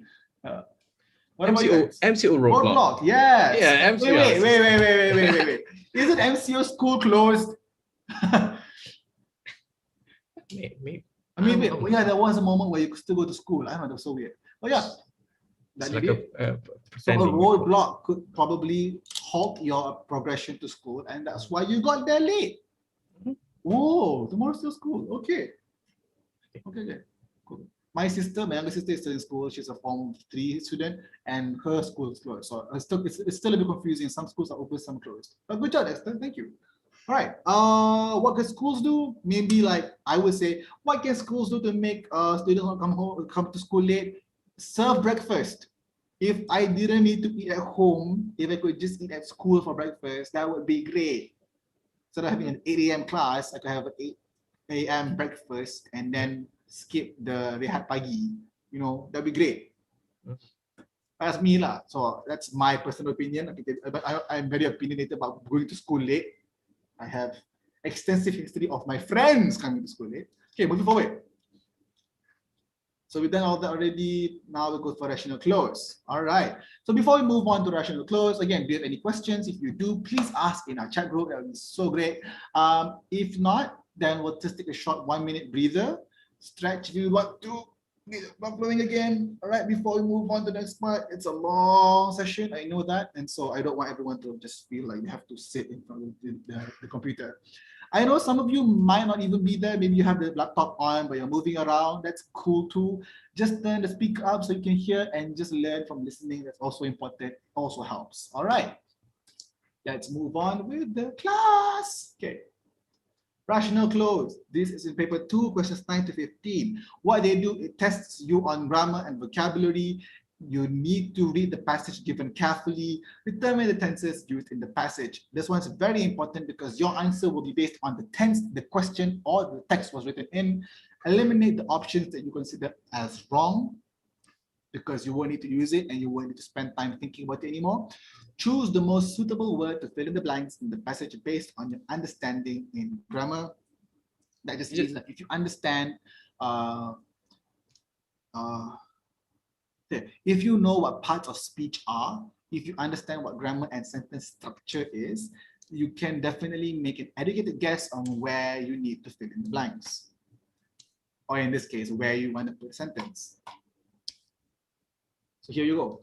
Choose the best answer for each blank. This was a question in 2017. Here, the question goes as such. Life is not easy when you are terrified of electricity. As one woman called Donna knows all too well. If she gets blank, a light switch or a thunderstorm, the 43-year-old writer becomes so terrified that she can think of nothing but fleeing. This is someone who's afraid of technology, or specifically electricity. The answer for question 9 is as follows. A towards, B past, C near, and D with. Which word do you think fits the space there? If she gets a light switch or a thunderstorm. So we believe the answer is C, near. If she gets anywhere dekat dengan lampu ataupun dengan remote taufan, she gets so scared, nak lari juga fikiran dia. So this is something that we feel fits best. Now why that? So we'll go through one by one. If she gets towards a light switch, now gets does not follow after towards. Towards is where you move to or move towards. If she gets just means that if she happens to be close to something. If she gets with a light switch means something else. That just means she gets into a relationship with a light switch, which I don't think is what's being talked about right now. And then we have near. So if she gets near is the correct format for that sentence. All right. Here's a question from SPM 2017. The question is as follows. The blank for Donna's extreme condition is electrophobia, or the morbid fear of electricity. Now, space number 10, the answers are idea, term, mark, and concept. I feel like C, mark, is not the answer, definitely, because the mark for Donna's extreme condition, mark here is not points, but mark is tanda, and this is not tanda specifically. Just a moment. Okay, so I don't feel that C fits this question. Now between idea, term, and concept. The concept for Donna's extreme condition, again, not correct because talking about, hold on just a moment, electrophobia. Electrophobia is a name. So perhaps it will be idea or term. So idea is again talking about the format of what's been talked about or what the thing is. So I think the best word here is term. So I would put B as the answer. Which is right. And yes, the answer is B, term. The term for Donna's extreme condition is electrophobia. These phobias are growing every day. It is now something online.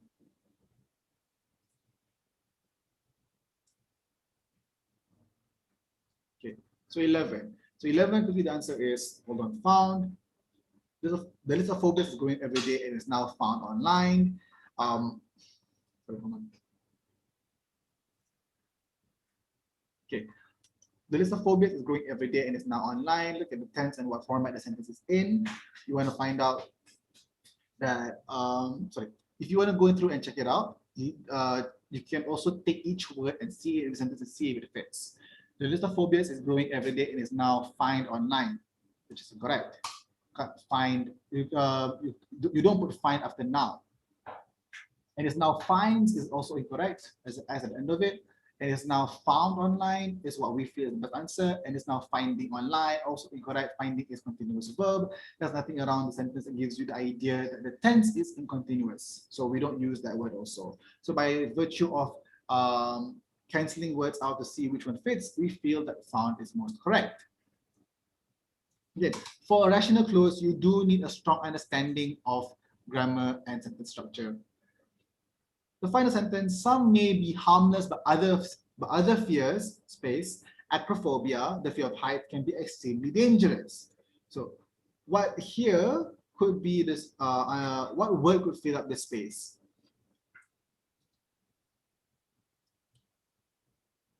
So before the sentence, we have this one saying some may be harmless, but other fears. Something, acrophobia.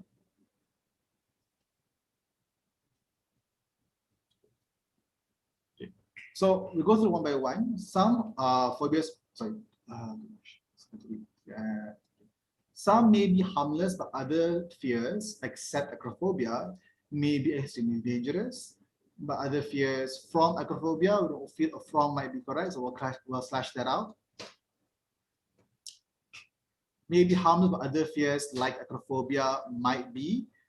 But other fears as acrophobia is extremely dangerous would be correct if there wasn't a previous sentence, but because it's connected to another sentence, we don't feel that it's correct. It could be except from, sorry, it could be except or like.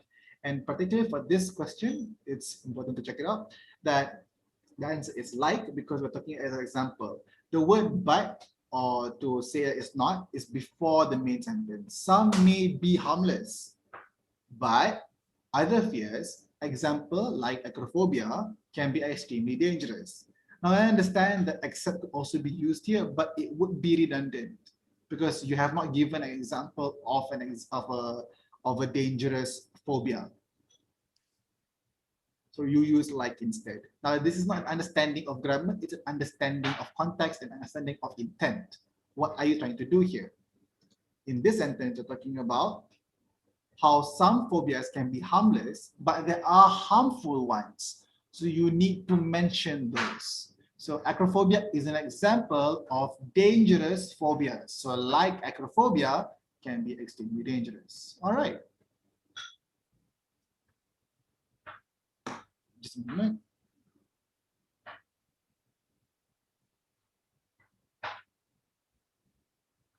Okay, moving on, clear all those. All right. There's one question from the Dexter. Okay, what is listed alphabetically? So it means what is listed alphabetically? Alphabetically. Just a moment. What does that refer to? I think, can you go back to the yeah, that's one where more than 500 human fears are listed alphabetically. Okay. Means yeah. So what is it exactly? What is listed alphabetically? It is the list of phobia names. So there's a whole list of phobias that have been listed by the alphabet. What letters come first in the word? So acrophobia could be up there, then followed by hydrophobia, which is H, then maybe followed by any other word from below there. So many phobias. There are many phobias, and if it was a normal class, I would actually check out their website. But this is a clinic, so we will not be doing that. However, I do implore that you do check out the website. Maybe it exists, maybe it doesn't. Okay. Sorry. Okay. Okay, there we go. Most people deal with phobias as a situation occurs. There we go. Okay. I have heard of one student who stapled together 2 pages of a textbook to something, flipping it open at a page with a photo of a snake. So, what would be the best way to fill up the space? To manage flipping it open, I don't feel that's correct. To avoid, perhaps, to check flipping it open is incorrect. To stop flipping it open with a photo of a snake. And I would say avoid, because you want to avoid seeing the photo of a snake. To stop seeing a photo of a snake assumes that if you hadn't stapled it together, all you would see is a page of a snake. All right, so then we go to question 14. Sorry. So question 14 is, so okay. The sentence is, okay. There was also a teacher who was so terrified of cats that she would ask her daughter to look carefully around an unfamiliar store for any cats and give the all clear after she agreed to enter, when she agreed to enter, while she agreed to enter, before she agreed to enter. So it all clear just means that the space has been cleared of the things that give the person pride. So you want to do that check after she's entered. I wouldn't agree to that. When she enters, no. While she agreed to enter is a bit tricky to pull off. Before is, I feel, the best situation to put it. You want to check for phobia triggering items before the person who has the phobia enters the space. We think it's D before. Final one. Space to science. Treatment for most phobias is now available. What matters is that you have to plan to deal with your phobia. Okay, so for 15, I recommend reading the previous and after sentence. Such tactics are usually only temporary at best. something to science. Thank to science, thanks to science, thank to science, and thankful to science. Do you remember your verbs and nouns, plural and singular formats? So if it's singular, is it thanks? Thanks. Is it past tense, present tense, future tense? Right now it is in the present tense, so thanks. It's not past, so thanks. Present, so thanks to science treatment for most phobias are now available. What matters is that you have to plan to deal with the phobia. We feel the answer is B. We got it right. Woo! SPM confirmed. So here we're going to have a quick Q&A. If you have a question, please feel free to ask.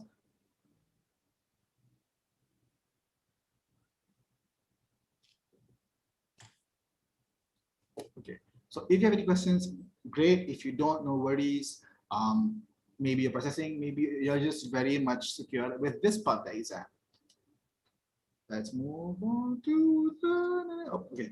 All right, so that's basically for this portion. However, we'll be going back through a few things just to see if we have anything that we missed or if you may have any questions. Personally, for me, I would like to focus on a certain part of the slide. Just a moment.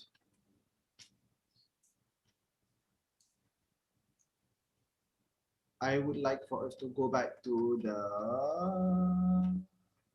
directed writing. I did mention that you're supposed to read for the first part, but also a lot of questions I get from my students is what's the best way to create a title? And honestly, I'll answer you that if it wasn't for SPM, if it was outside of SPM, it's very much between you and the editor. But for SPM, the best way for you to go about crafting titles is to keep it as close to the question format as possible. So let's say, for example, the request was you have decided to write an article about Go Green Day to your school magazine. And the conclusion is that why you think students should go to the Go Green Day next year. You can simply do an article about Go Green in your school. Or Go Green happening in Sekolah Menengah Kebangsaan something. Go Green as per Go Green through young eyes. Or Go Green for green thumbs.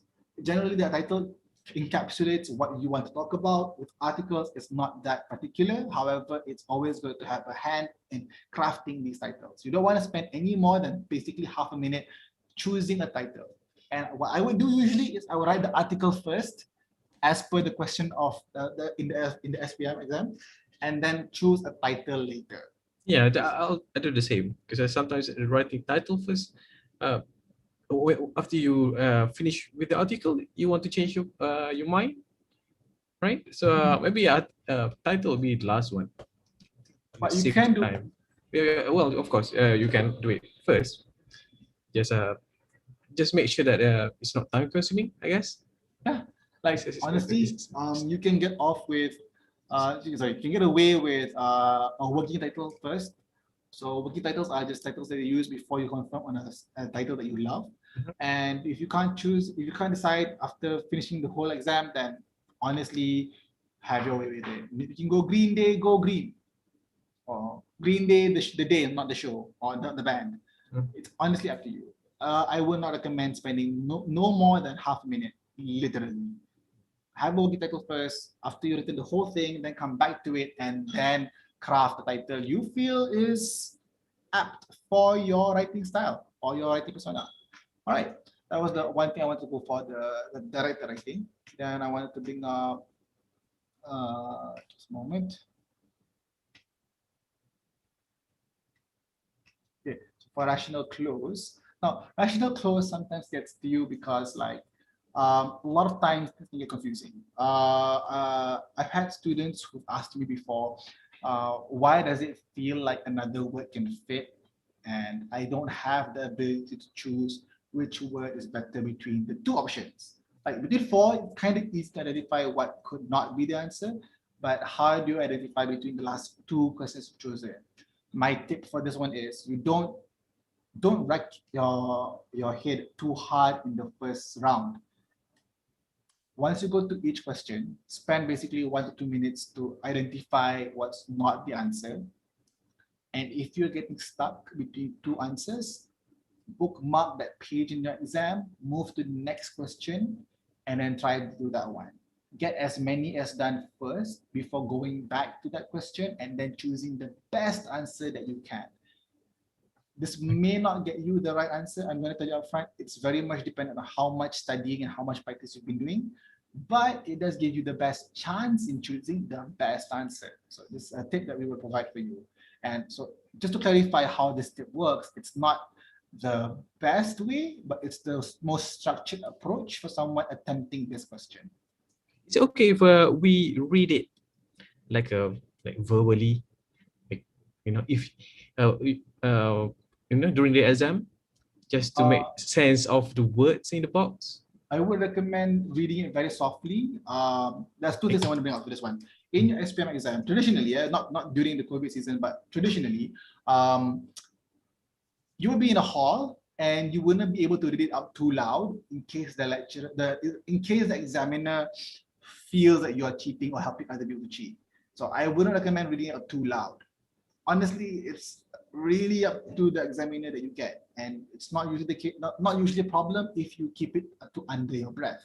Now, the second thing I have with this this method is that if you try to read it to feel what's wrong, it does require you to have spoken English for quite a long time, in a sense where you often use it, that you can instinctively feel what's wrong with it. Kalau tak biasa cakap bahasa Inggeris and tak ada pengalaman bercakap dalam bahasa Inggeris untuk hal-hal hari-harian, tak dapat nak pastikan mana yang janggal. Okay. Yeah. My proof here is that I've also studied Arabic and I can't do that with Arabic. I can't just read a word and then feel if it's wrong. But I can do that in Malay and English because I have more experience there in speaking and communicating. When it comes to a language you're not adept at and you want to attempt it for your SPM exams, you're better off doing this process. This process is made for those who don't have the instinctive approach, but rather a more structured approach. And besides, it's better to build this behavior right now as a structured approach, because this gives you the ability to identify and even to even copyright or even proof edit other works or other text, other work in text format. Right. But thank you, Chapali. Those are really good questions. So yeah, make sure to approach it that way. For example, if this question number 9, it's a good one. If she gets towards, or if she gets past, if she gets near, if she gets with. Now, towards is completely wrong, but BCD can. And the only reason why I personally can identify why with is wrong is because I know that if she gets with a light switch means something else. There's no grammatical rule to tell you that with a light switch means a relationship. It comes from the fact that I have read books that used it in that manner, or I have heard content that was used in that manner. So yeah, if you want to approach it this way, I still recommend using this format, which is put the words together, look for the grammatical structure, and then see which fits the best. Between the three, if she gets past a light switch or thunderstorm, past is melepasi. Kalau dia dapat melepasi ataupun untuk avoid, so past means to avoid a light switch or thunderstorm, she gets so terrified is incorrect. If she gets past the things that trigger her phobia, dia tak takut lah. So now it's between near or with. So between the two, I feel near is the more correct word. With is correct, but it has another meaning that does not fit the requirement of this sentence. Near mendekati, with bersama. Kalau dia bersama lampu, switch lampu ataupun rebut taufan. Kalau dia mendekati lampu, switch lampu ataupun rebut taufan, dia takut. So I would say mendekati or near.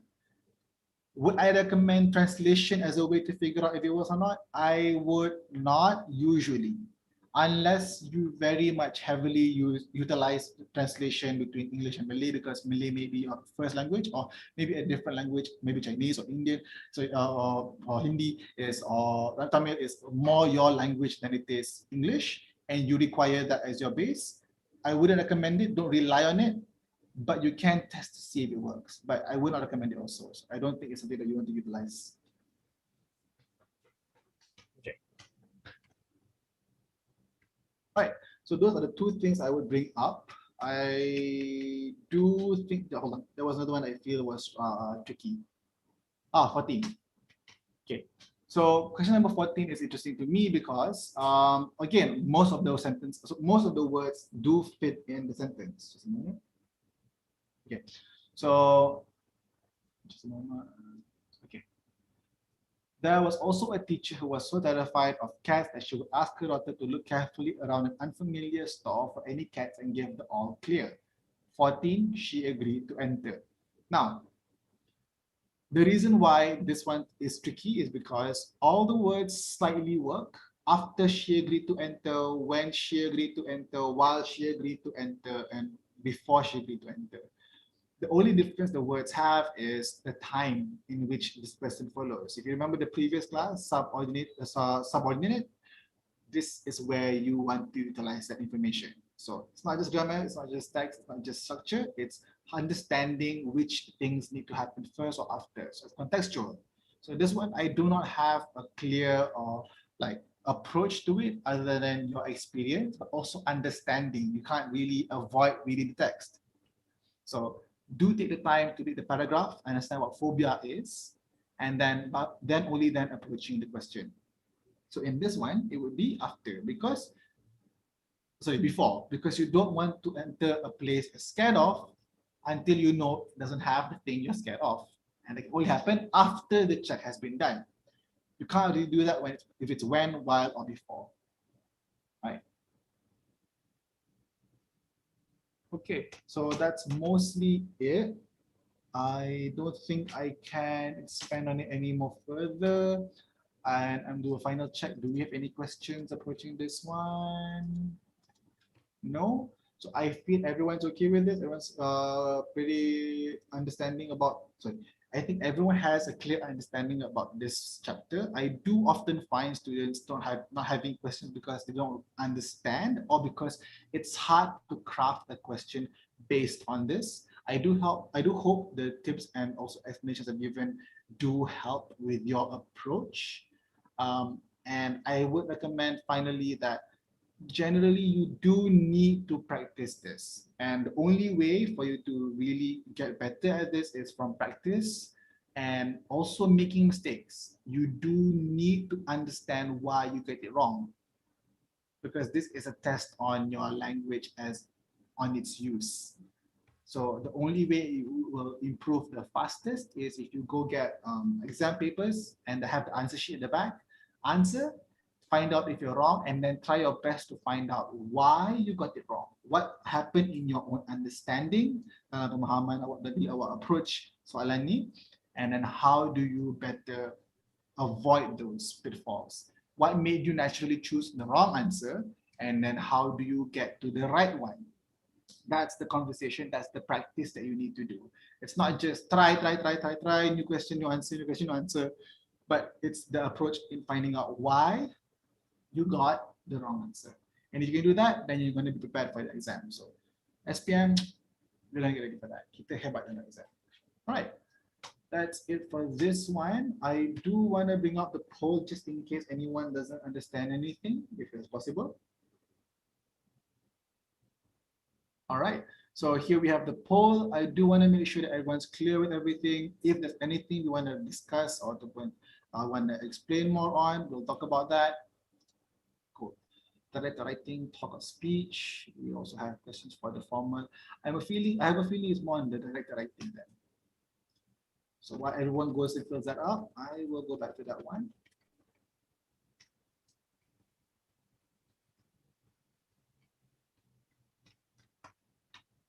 All right, so informal and formal. Okay, I'll be personal with you here. I also had a huge problem with formal letter writing. Honestly, I actually avoided it. In the exam, when given the choice between formal letter, informal, article, report, I chose my personal favorite. I would choose articles. I would choose talk or speech. And usually you get to choose that and not be forced into a format that you don't like. But there have been years, and I was lucky that I got to avoid that, but there have been years where you don't get that choice. That for some reason, the one format that you're really good at doesn't come out, and the format that you're really bad does come out in. So it's always good to practice at least a few of the formats you're not good at. If you're already good at writing letters informal wise, and if you're already good at writing articles and reports or talks and speech, then I would recommend practicing just a little bit more in the formal and also in the report. Between the two, I would recommend focusing heavily on the formal letter. That's the one with the most format requirements that will cause you to lose quite a few marks if you don't get that right. So just a moment, I'll bring up the formats again. Okay. So here we have the formal letter. Again, why we have 6 format items that you need to remember. So I'll just bring it up first. Please take a photo of this. And what I can recommend you to do is just to keep practice writing it. You don't need to write the subject or the content. I know you're Form 5 students, you will be able to write the content. What I do need you guys to do, I need all the students to do is to practice writing the format. And that's simply just the address, major line, address, greetings, title, topic, and then very close. Your faithfully, your name, and then your title. And this one, you don't have to change. All these things you can maintain the same all the way through. Based on this question, if it requires you to ask a question to the head of committee, which is clearly man or woman, say sir only or madam only. Or if it's our office, then dear sir or madam, if it's directed to the office of something. Like you need to write a letter to the head of librarian, you don't know who it is, but you know the address, and to whom it may concern. These are continual usage. Okay. So that's where you need to answer. For the SPM exam you're coming into, the writing is a one compulsory question, which means it's really up to whatever you get. You won't be able to choose, so you don't have what I had. So I'm so sorry for you guys. So please make sure to at least memorize the format for every form of writing. This is very important. So, and it's most of the marks. If you remember the mark separation, so content is 15 marks, which is format and content points, and language 20 marks. You could survive by just writing well, but you'll lose so much marks from just 6 things you need to remember for the article writing, which is this. Literally, there's just 6 things for you to remember for formal letter. So please do memorize and do your best for that one. Yeah. For informal writing, it's only 3, and I feel like you could get this without really memorizing it. It's very easy. Try sending a letter to a pen pal or to your friend, and you do this once, you'll remember it forever.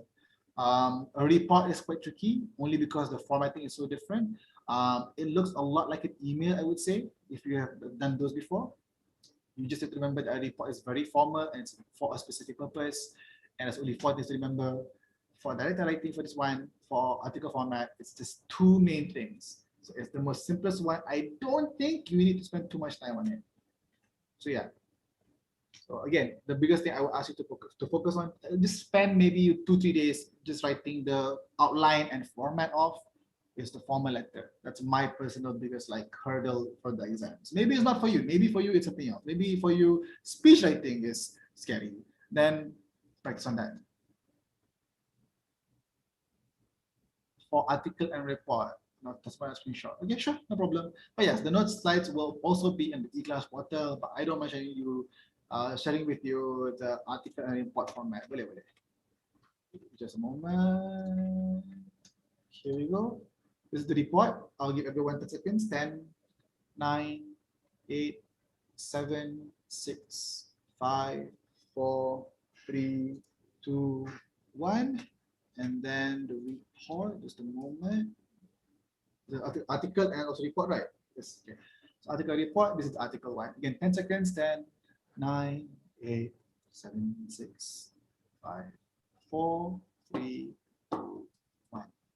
Okay, so article is the most simplest because it really is an opinion piece. Most of the articles you'll find today on online platforms are mostly opinion think pieces. Some cover more in-depth topics or articles. There are more investigative articles where they investigate certain situations or happenings or occurrences. For your Form 5 exam, it's gonna be mostly thought or think piece. And the only 2 things you need to remember is your title, which again can be your title first, and then followed by your name, which is very easy. You don't even have to do much of a greeting. You just have to go straight and directly into the topic. And a favorite format of mine personally is your first sentence is the question. So if the person asks you to write an article about saving the rainforest from deforestation, selamatkan hutan daripada kebakaran, your first question could be, so the title could be Saving the Rainforests by Umar Aziz. And the first line can be, how important is the rainforest to you? Do you live near one, or do you gain income from it? Do you find resources from it? Here in this article, I will discuss with you why the rainforest is important and why you should not be deforested, why it should not be cut down.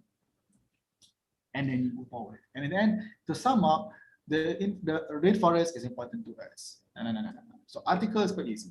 I have a question. Can we just make out name by, okay, or we just must use our own name? I do not think it's required.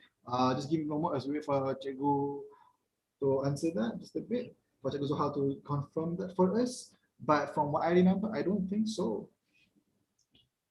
Okay, we'll be confirming this in just a bit. It is now currently 4:52. We'll have around 2 more minutes. We've already done the polls, so we're good on that one. We'll try to answer this question as best we can, and then we'll take our final break before our last session. All right. In the meantime, okay. In the meantime, articles done. Bringing up this report format up again one more time to see if you.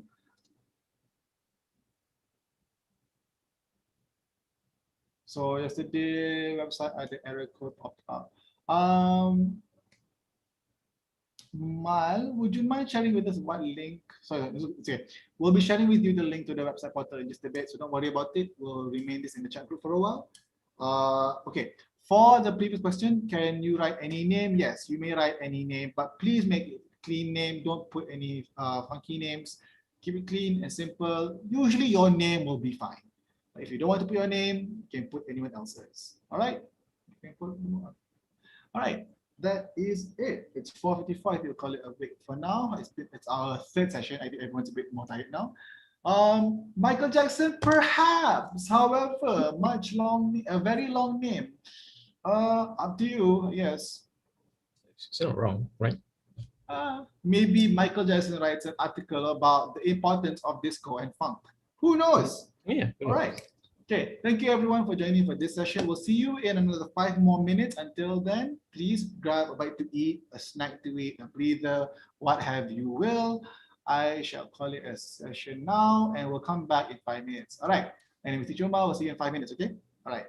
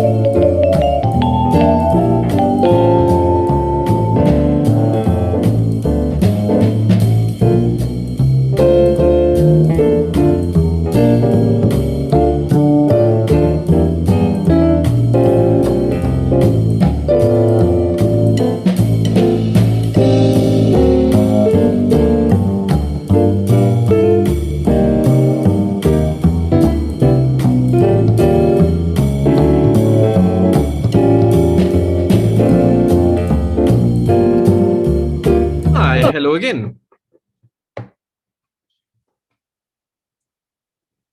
Thank you for staying with us. This is the last session. Okay. Yeah, still waiting for Cikgu Umar.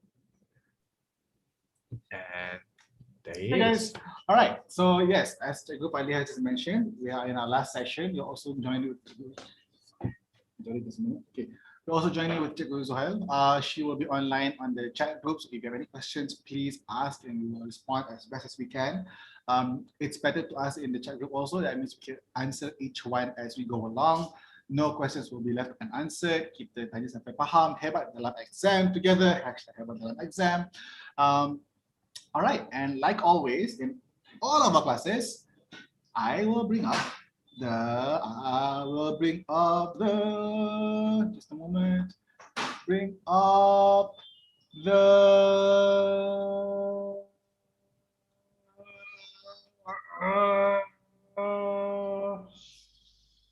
slides. Okay, there we go. Okay, so we're going to be talking about in this section of our clinic, continuous writing and information transfer.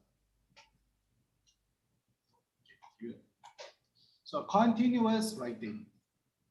Types of essays are, for this one is descriptive, argumentative, expository, narrative, and reflective. Oh, just a moment. So before I move on, quickly take a screenshot of this or write it down. What you can do after class is simply look out for samples of each type of continuous writing. Now, again, like before, there is no better way to approach this other than having written more or read more of this content. If you're the type that does not like to write, then please go online, grab as many of these formats as you can and just read them, enjoy them. There are some really good written ones and they're quite fun to read. So please go read through some of these ones. Can we get this slide in the e-portal class, eKelas portal? What? Can we get the slide in eKelas portal? Yes. You can Yes, also right. find Okay. these slides on the eKelas. So you don't need to screenshot it right now, but if you just need that quick hands-on notes, it's great. What I would also recommend is that you have a paper and pen on you right now, so you can write down these things just to better remember them for later. Sometimes, you know, you say you do it later, but you don't. So continuous writing, quick tips. Choose one question that you can write a lot about. So this is something that you need to have general world knowledge about. You also need to underline keywords to describe, discuss, and explain. And then finally, you want to write within 1 hour and not fewer than 350 words. How I would recommend you split those out, that 1 hour is first 5 minutes choosing title and writing an outline. So you know things to talk about it. And then the next 5 minutes choosing and expanding on notes form, and then finally fleshing it out. But we'll go into that. Marking criteria. So the importance about understanding this is that you know what you need to do to get more marks. So first, language accuracy, sentence structures, then followed by vocabulary, punctuation and spelling, and then finally paragraphing and reader's interest.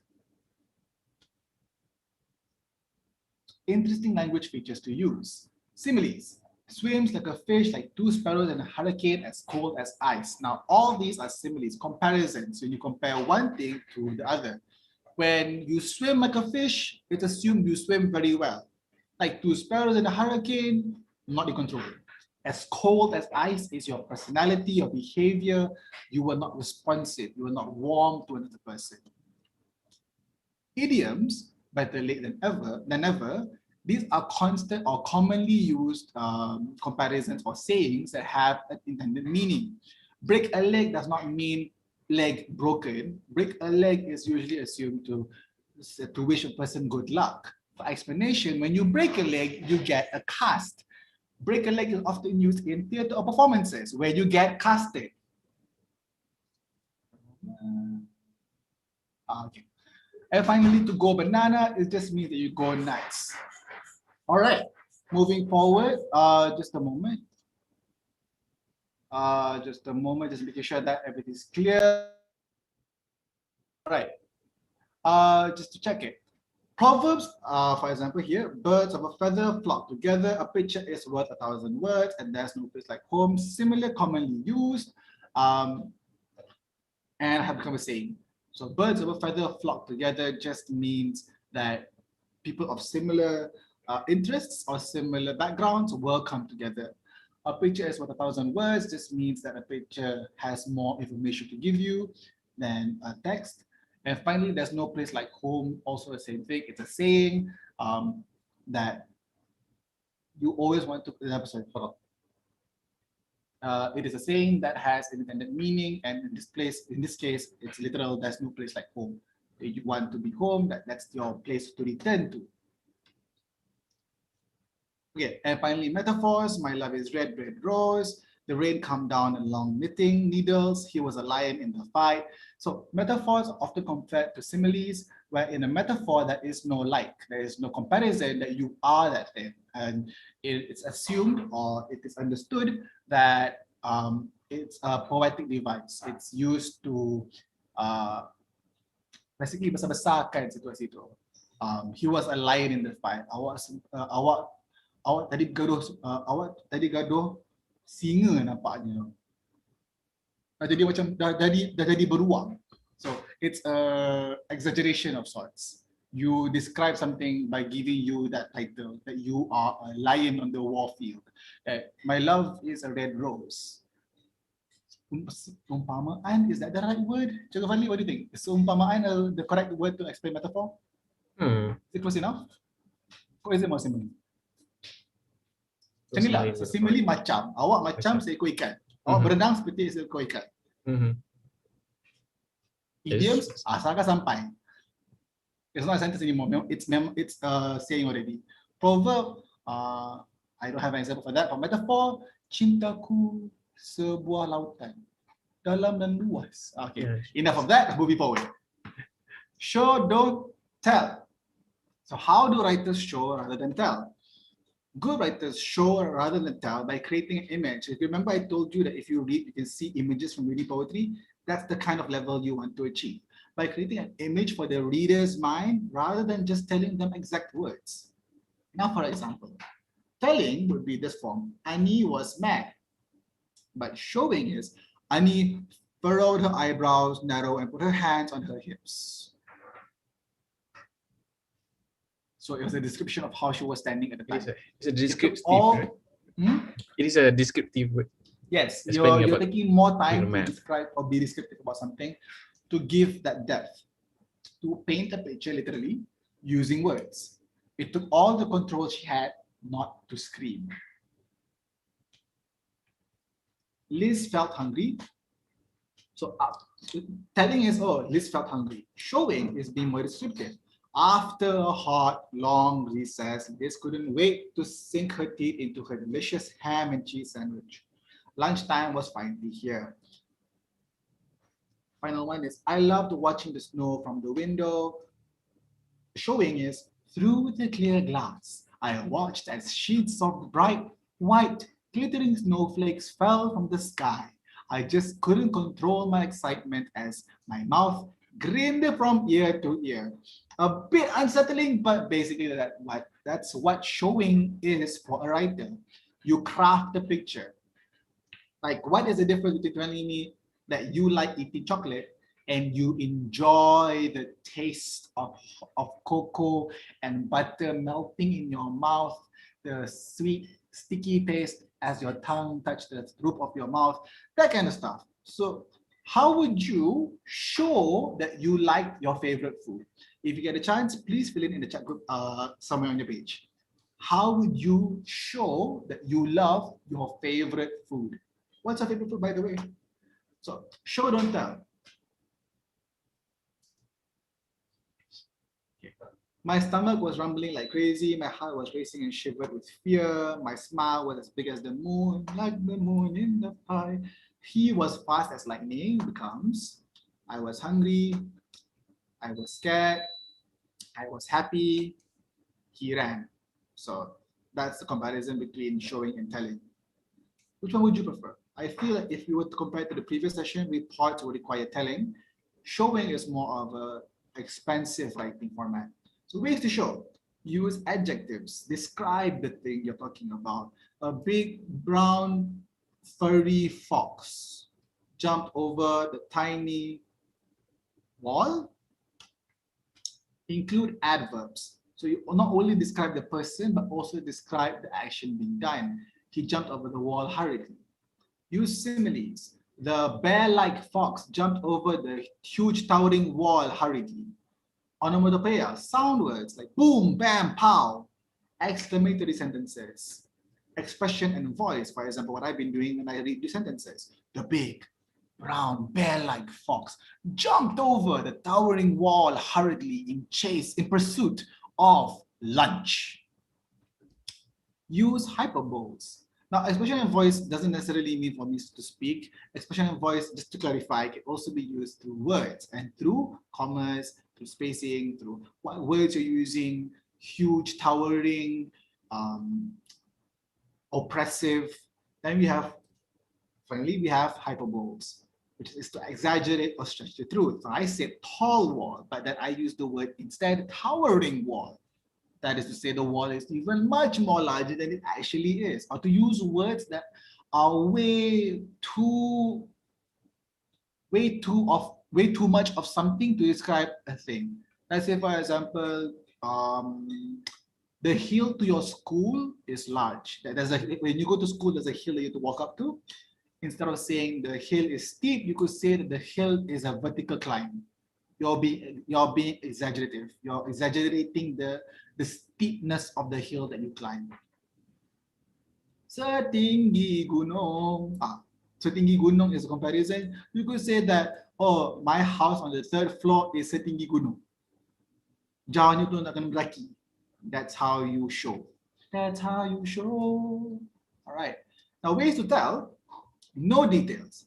I balik rumah. That's it. No adjectives. I balik rumah. That's it. Too many pronouns. To the point. She, he, they, them. That's it. No names, no nothing. To the point. That's it. They went home. Boring, dull, uneventful. Nothing really happens between what they did and what they've done. That's the state. No expressions, not fun, and simple subjects. That's it. So why you want to use more expressive sentence structures? So onomatopoeia. An onomatopoeia is a word that imitates, resembles, or suggests the sound that it describes. For example, there you go. So a quick read up of all of it is boom, bam, you, alarm, alarm, alarm, or ring, hello, hi, ring, and zoom. So there you go, or zinc or flap. You'll find a lot of these in comic books, but also in conversation. For example, do you know what that thing is, that tiny thing that you usually put on the wall that goes tick tock, tick tock, tick tock, tick tock is called? So the use of tick tock, tick tock, tick tock in this sentence is an onomatopoeia. Or like, I like you a lot, that my heart goes boom, boom, boom.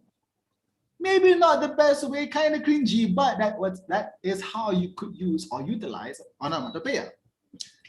Now we have sentence expansion. But before we move on, do you have any questions? If you do, feel free to ask.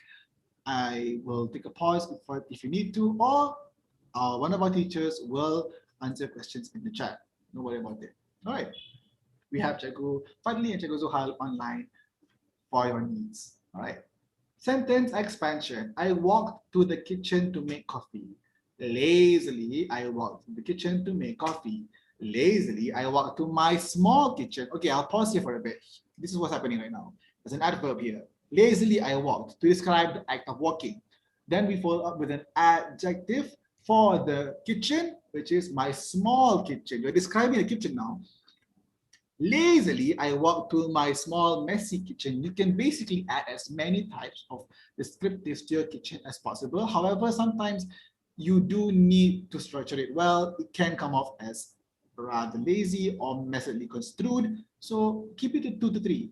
My small, brown, messy kitchen, or my small, messy, smelly kitchen, or my small, messy, tidy, small, messy, but apt kitchen. Up to you. To make hot black coffee, or hot black espresso, or hot black Americano, if you happen to know the type of coffee you want to make, topped with vanilla ice cream, or topped with melted vanilla ice cream, or topped with torched vanilla ice cream. There you go. So this is how you can expand a simple sentence of I walked to the kitchen to make coffee. To shorten it further, I went to the kitchen, which is not that's not the goal of the current exercise. We're aiming to expand the sentence in which you're talking about. This, I would say this is important not just for SPM exams. It's important if you've ever felt like someone doesn't like listening to you. The ability to storytell effectively and engagingly is an underrated skill. If you feel like people don't listen when you talk, perhaps consider looking into how to better storytell in conversation. This is something that you could look into and would benefit you and improve your quality of life in the future. It makes Right. things interesting, right? It's hook to you to the conversation. Correct. Because Right. like, who wants to know about a brown bear? Who wants to know about a regular ice cream? But would they want to know about a towering, cold, frosty, sweet, sour, savory, crystalline, milky ice cream that's the best in the world? Perhaps. So, SPM 2019 continuous writing. Let's begin. The question here is, modern inventions have made our lives much too complicated. Things used to be so much simpler in the past. How far do you agree with this? And explain why. So if you agree, to bring before this, metaphor is in Malay kiasan. So if that helps you, that's great. Now, how far do you agree with the question? Modern inventions have made our lives much too complicated. Things used to be simple in the past. Do you agree or disagree? Quickly go to the chat group and just write up in there if you agree or if you disagree that modern inventions have made our lives too complicated. I'll give everyone 2 minutes. 2 minutes starts now. Okay, within. So disagree, Pachago finally, we have Dexter saying meow. Hey, Amira says disagree. Cool. Let's see if anyone else has anything.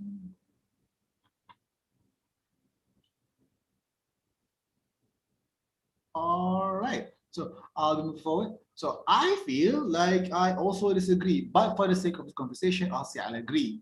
Now you need to explain why. So after you decided if you want to agree or disagree, quickly list out what you want to write about. So if you said disagree, how would you prove that? Time saving, convenient, false accusations. I disagree with it being too complicated because we have new problems, not old problems, which require even more new technology to fix. If I agree, I say I agree, it makes life too complicated.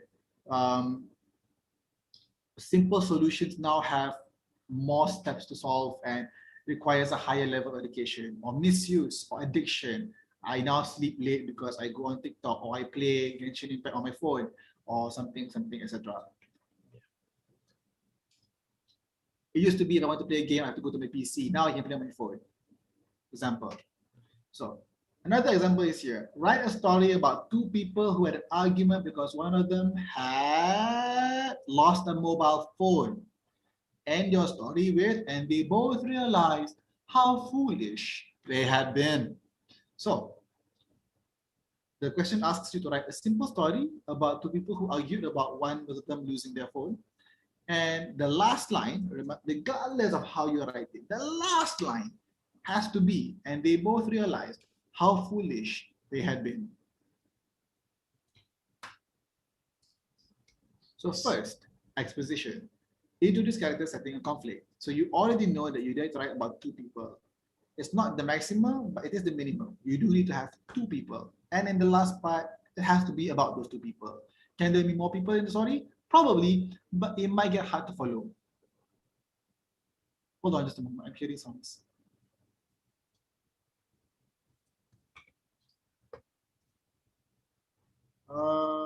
I need to have, can someone check Amira Yasmin's account? I think it's not needed. Okay, moving forward, exposition, it is character setting a conflict. So you need to decide where it's happening. Why are they having an argument there? Are they at a laundromat? Are they in their car? Are they traveling, riding, going somewhere, vacationing, flying? Where is the story happening? This is so that you have content to write with also. The time you take to describe, to set the stage. So let's say, for example, it's 7 a.m. in the morning. A lone car drives down the highway, lights still on, brightening up the highway as they drive down the road. Young couple is seen furiously arguing about something. The wife says that she packed it for him. The husband says, no, he can't find it. And now they're traveling on the highway. They have no idea where they're going and they're lost. So now you have that. And then why are they driving? Why are they driving at 7 a.m. in the morning? You don't know that. So you build on that, build on that, build on that, build on that. So the more you describe, the more things you talk about who, when, where, why, and how, the more you can develop on that. Who is going there? Couple? Who are they? What are their names? Why are they married? Why are they arguing? Where are they going? Why are they going to where they're going? Why are they going at 7 a.m. in the morning? Why do they need their phone? Why are they taking that route? That's like, why are they taking that road? When do they expect to arrive? Who are they going to see? What are they going to see? Where are they going to see what they're going to see? When you start developing all that, you have more content to write about. That's when you get to rising action and then achieve climax, where you answer. So then when you arrive at your climax of the story, where you write about the answers to all your questions. Who are you seeing? Why, when, how, what did you do to get there? And how are you going to resolve it? Then conflict arguments happening there. Falling actions when things start to come out to solve. When things are fully answered, things are getting winding down now. Like, okay, we've figured out a problem. How do we better solve it? How do we want to move forward from it? And finally, resolution. And then they both realize how foolish they had been. In falling action, you could have said, so in the climax, you could have written that they finally accepted that one of the phones was left at home. So they drove on and they made their way to where they wanted to go. In the resolution, they got there. They got to the place where they buried their firstborn child and overseeing the ocean on a cliff. And in the presence of such a lost loved one, they both realized how foolish they had been. And that's it. That's the end of the story. So the story is about a young couple traveling on the highway at 7 a.m. in the morning to arrive at a place. They lost their phone, so they don't know where they're going. They found where they were going, got there, and then realized the whole argument was for nothing. Because they already knew where they were going. And they had both realized how foolish they had been. There you go. Now we're going to talk about information transfer. So before I move on, I just want to keep saying that continuous writing can be a lot of fun.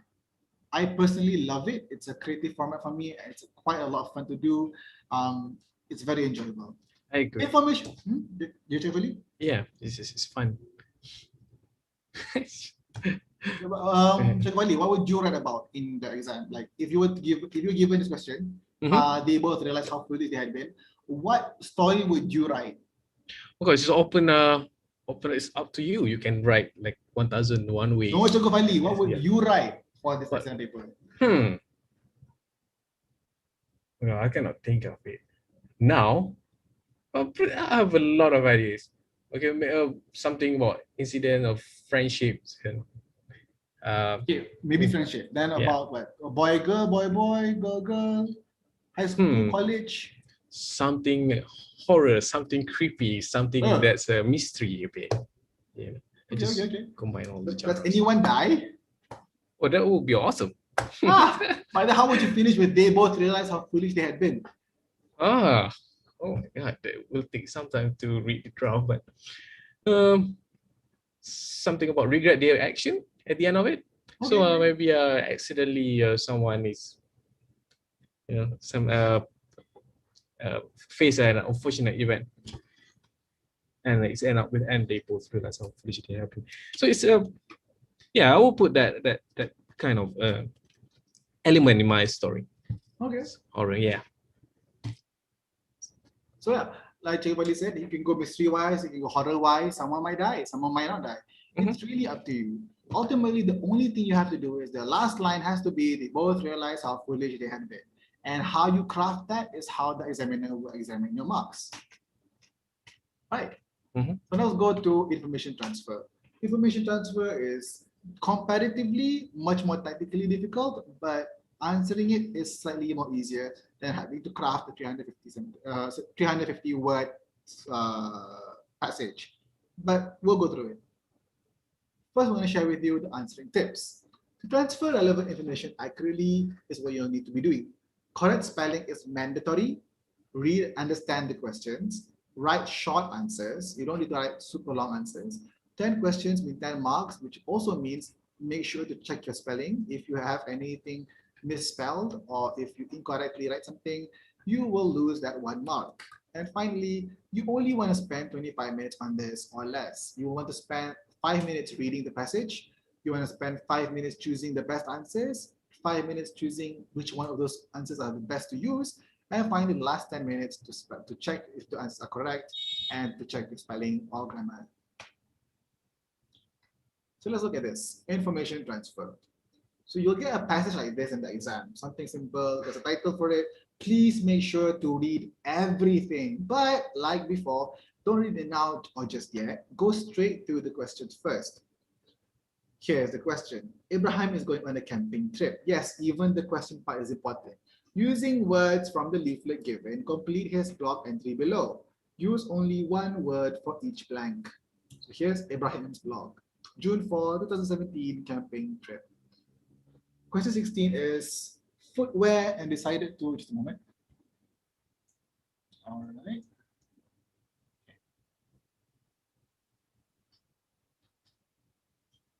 I went to a shoe sale at BL Footwear and decided to buy the most popular brand. 16 is space. So we'll need to find out what's the most popular brand. So if we go back to this one, shoe sales by brand, the shoe with the most sales is Super. If you see the pie chart, Super seems to have the best sales. Is that the most popular? We are known for our decorative range, which is a popular choice for those occasions. If you want to make an impression, self food comfort, salad with hikers. I don't see anything else that talks about which is more popular. So I'm assuming that Super is the answer here.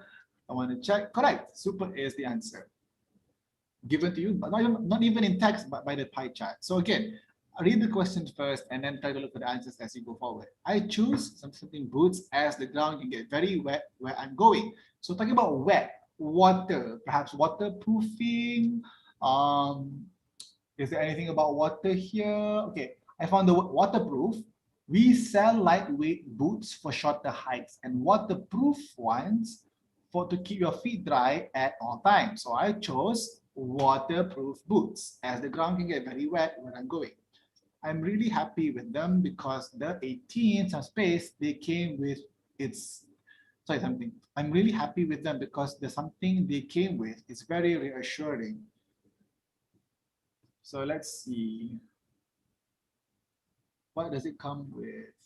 What does it come with? It's a free pair of socks. Let's see, there we go. Waterproof, guarantee. There we go.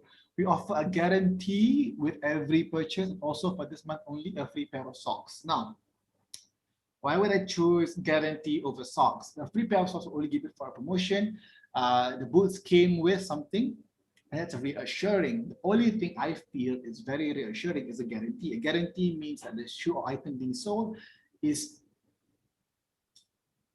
the seller that's selling the item will back the item they sold. If they claim that this item does this, it's guaranteed to do so. And if it doesn't, you get that refund back, or you get an item that does what it's supposed to do. So guarantee. Take them back if necessary. When it comes to shops, guarantees also mean that you can return them if there's a problem with it. The shop also sells lots of what you might call space shoes. Not space shoes, but there's a gap shoes. So let's see, what else do they sell? Also sell a lot of what you might call something shoe. Something shoe, footwear, boots, lightweight boots, shoe, upper, interior, midsole, toe is a toe box. The shop also sells a lot of what you might call something shoes. I think it's popular shoes, decorative shoes. Decorative, correct, yay. So decorative shoes. Because they don't have a list of types of shoes, they do have the brand type. I'm assuming the blog here is talking about the functional shoes and why they wanted to choose it, because he's going on a camping trip. So for Ibrahim, he's not particular about anything other than a functional shoes. So decorative shoes is what the answer is. And there we go. So that's the approach you want to go about answering these questions. So then the second part of the question comes up, which is the components of a shoe label the parts below. And the only part of the the only part of the passage that has components is the part here, components of a shoe. I'm going to highlight it for a bit. Components of a shoe. There we go. So from here, we'll try and answer from here. So the part of the shoe that covers the upper top of the foot is the upper, the interior, insole, the midsole is the layer between the outsole and the insole. Here is the heel. What is this? We're not sure yet, but all the information is available in this section.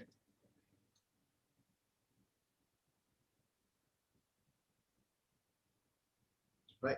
So for this part of the exam, you can get a lot of marks. Banyak markah awak dapat from this section kalau awak pastikan jawapan betul. It's a very easy or simpler part of the exam to answer. However, even though it is simpler, there is a lot of opportunities for you to lose marks because spelling tak betul, ejaan tak betul for the word yang you're using, maybe the word you chose was wrong, or you don't capitalize when you need to. For example, BL footwear, it's a name, so perhaps you'll probably need to capitalize it.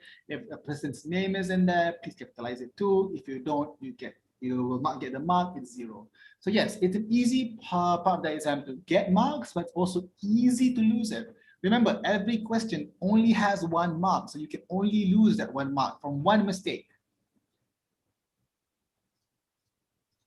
Right, so if you go through, that's the insole, that's the midsole, that's the outsole, that's the toe box, and the upper. All right. So Q&A. Does anybody have any questions so far approaching this? We discussed 2 parts. We have the continuous writing and we have the information transfer. The information transfer, I feel people will not have a problem with, but I do feel maybe the continuous writing is something we may be able to go back to discuss. For now though, does anybody have any questions they really need to have answered right now? Maybe not from this class, but for this, if you had questions about it, if you're attending because you had questions specific to this subject, we might be able to approach it.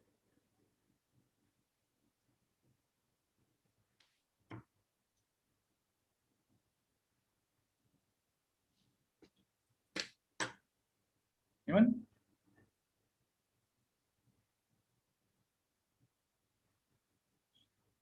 All right, so I don't think we're getting any questions for now. I think everyone's clear.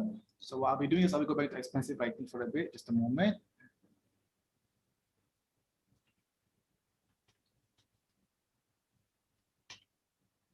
So for expensive writing, I do want to ask everyone if you're up to doing an exercise.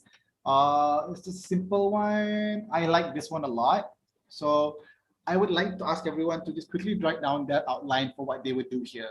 We already know your last sentence has to be that. So what's your outline here? I need you guys to answer me these questions. Just a moment. Annotate text. Here are the questions. What are characters? Just a moment. Okay.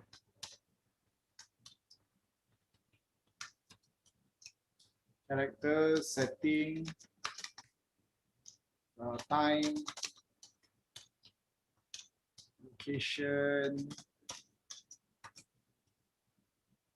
objectives,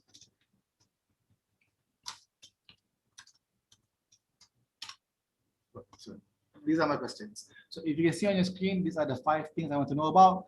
Or who are your characters, setting light, time, where you're located in, and then final objective. Teacher, is the setting or objective the same? Sorry, is it setting and location same?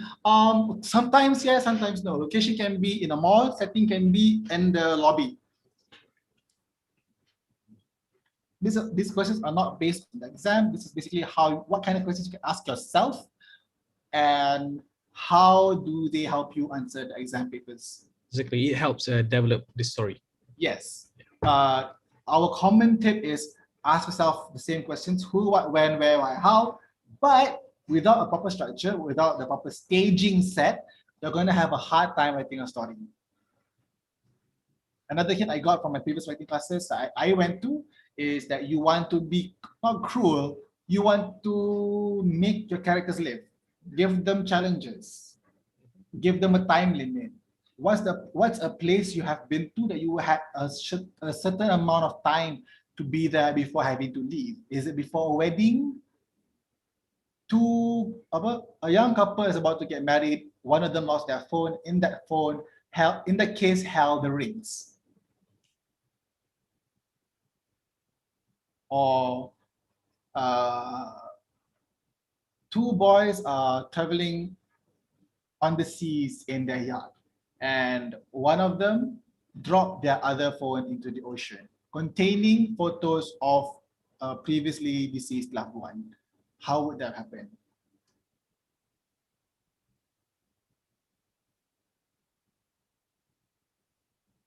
See, because narrative writing and descriptive writing, it's primarily for you to be able to expand your boleh goreng lah basically. You can write about whatever you want. So I just want to see if for those who are attending this class, if you already have an idea about how would you approach the SPM exams in 2019. After you've gotten that part down, then you can start describing them. Adjectives and adverbs as much as you like. Is one large set? Is one skinny? Is one fit? Are they in the outside of a vehicle, inside a vehicle? Is the objective lofty? Is it hard to achieve? Is it challenging? These are the things you want to ask. And I just want to make sure to check this first before I bring out the poll. And if not, I think we're good. So yes, for all the students who are attending, please do answer this. I would like to see what the response is. Among the students I see here today, I think we have a few favorites. I will not mention names just yet, but I think they know who I'm talking about. They've been attending quite a few of our previous sessions also. I would love to see what he has to answer.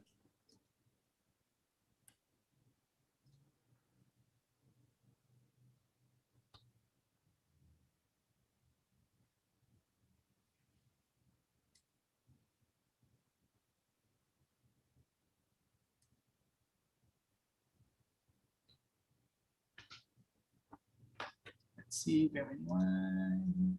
All right.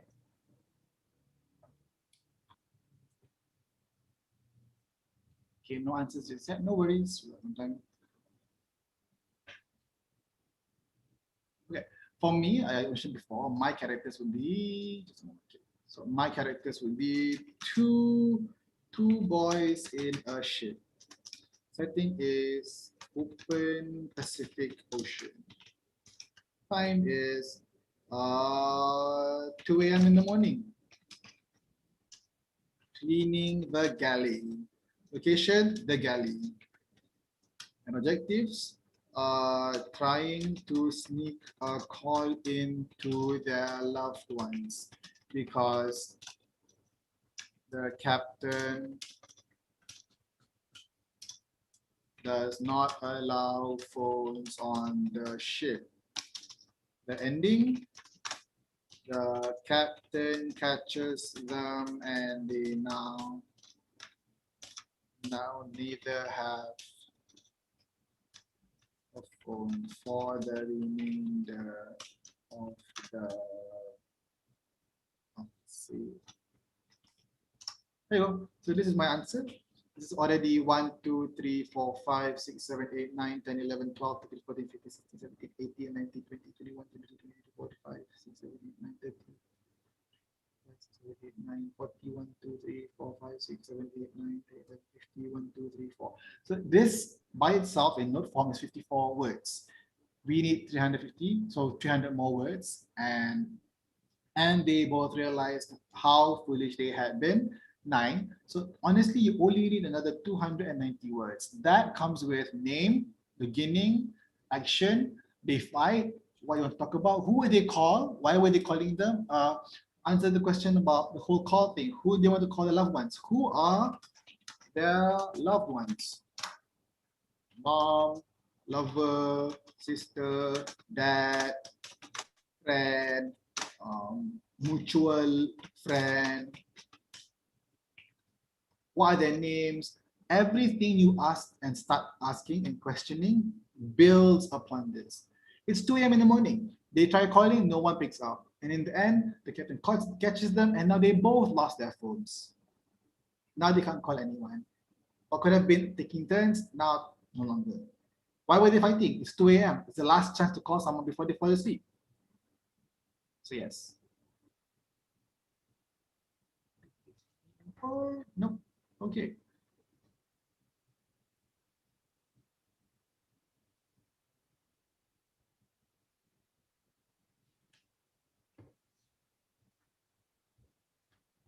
All right, so I guess this is basically how you can approach it. If you want to build on it, please do. If you don't, it's fine also. All right. Just a moment. Okay, so let's go back to information transfer. Information transfer, I feel, can be quite tricky if you don't have a good process to it. Yeah. Okay, so let's talk about this one. BL Footwear Inc. I did mention that you want to read the question first. This is for those who have a good grasp of English. Now, if you're a person who may not have a good grasp of English, you have a bit of a struggle when it comes to quickly looking for information because maybe your understanding of the passage is not as strong, then you will need to spend time reading the whole passage. Why? Some passages like this give you the information in a clear, concise manner. Some passages are a bit more tricky. So I would recommend that you read it out through. Here's why I show you some examples. One, if you did not read, understood that Ibrahim was going on a camping trip and that his blog is about him going on a camping trip, you wouldn't understand that Ibrahim is looking for functional wear. BL Footwear does offer all of their shoes to be of comfort, but some shoes are based for culture and decorative, whereas some are more for boots and are for activities. The second passage, I'll show you the second paragraph, I'll show you here. Okay. First is comfort. That is why we at BL Footwear only sell shoes to protect the feet. Always ensure your comfort. Protect and comfort. Cool. It's covered already. That's something that you want in camping. But then you follow with this. Third paragraph. Shoe design has varied through time and from culture to culture, with appearance originally being tied to function. We are known for our decorative range, which is a popular choice for those occasions when you really need to make an impression. So this is the these are the decorative range. Then you have after that the third paragraph that we also cater for other activities too. And that's when we talk about hikes, which is what Ibrahim is going to do on a camping trip later. Waterproof wine. And we finally get a guarantee. So you notice how in the passage, if you are adept at reading, great. But if you are a bit more, if you find it a bit more challenging, please take the time to read through. And then read the passage for the blog, the place where you want to fill in the gaps. Also, one time at least, all the way through, gaps and all. All right, so that's how I would recommend following this question if you had a hard time or if you find that if you find subjective reading to be challenging. Now let's talk about something else right now. I want to go back to continuous writing. There was something that was very divisive between us, which was this one. Modern inventions have made our lives much too complicated. Things used to be a lot simpler in the past. How far do you agree, and explain why? Now, a lot of you agree with disagree. Time saving and convenient. I put agree, misuse and addiction. The tips here are simple. Like we mentioned before, your choice is between agreeing or disagreeing with the topic. Your burden is, can you back it up? Can you explain and describe and develop further what's going on in this chapter? So a lot of times people make the mistake of agreeing and not having an idea to take stand with or not. I would recommend please choose which one's best for you. I agree that modern inventions make it more troublesome because they're made not for human use. It's not a tool anymore. It's a gadget that utilizes us I say that headphones are not made for us. It's made for the phone networks and companies because they use as advertisement. We are what they use through their phones for their customers, which is the businesses, factories, businesses that want to sell or not. So if you say that you disagree and you want to disagree with it, it's also okay. It's fair for you to want to agree and say it is complicating your lives. If you don't disagree, it's also cool. You can say, I disagree. I say that modern inventions save time, like the automatic switch or the wireless remote controls for air cons and lights, or even making smart homes, making things more automated. But they also, or perhaps it was also energy saving. So this requires a lot of information that you have on inventions.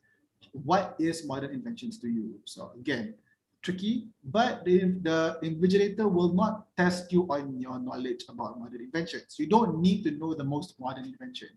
You can talk about literally light bulbs. I agree that inventions have made things complicated. Light bulbs have removed light, and with that, they have caused us problems with light pollution. We no longer know if it's night due to the lack of light.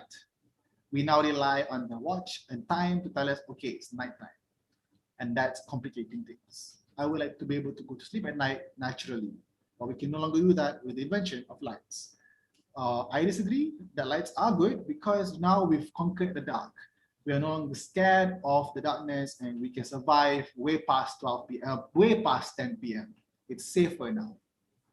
All right, so that's basically it. If you enjoyed this class, thank you so much for joining us. I really do appreciate you guys come.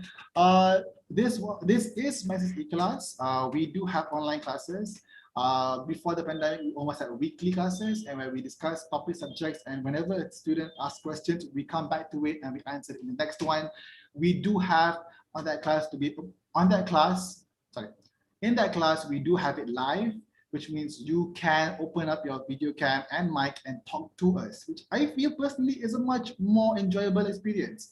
So go for that. Join us at ekelas.com.my, register and join our online classes. Join the English classes, you'll see me and a few other teachers. Join the math and science classes too and get a better grasp of those subjects.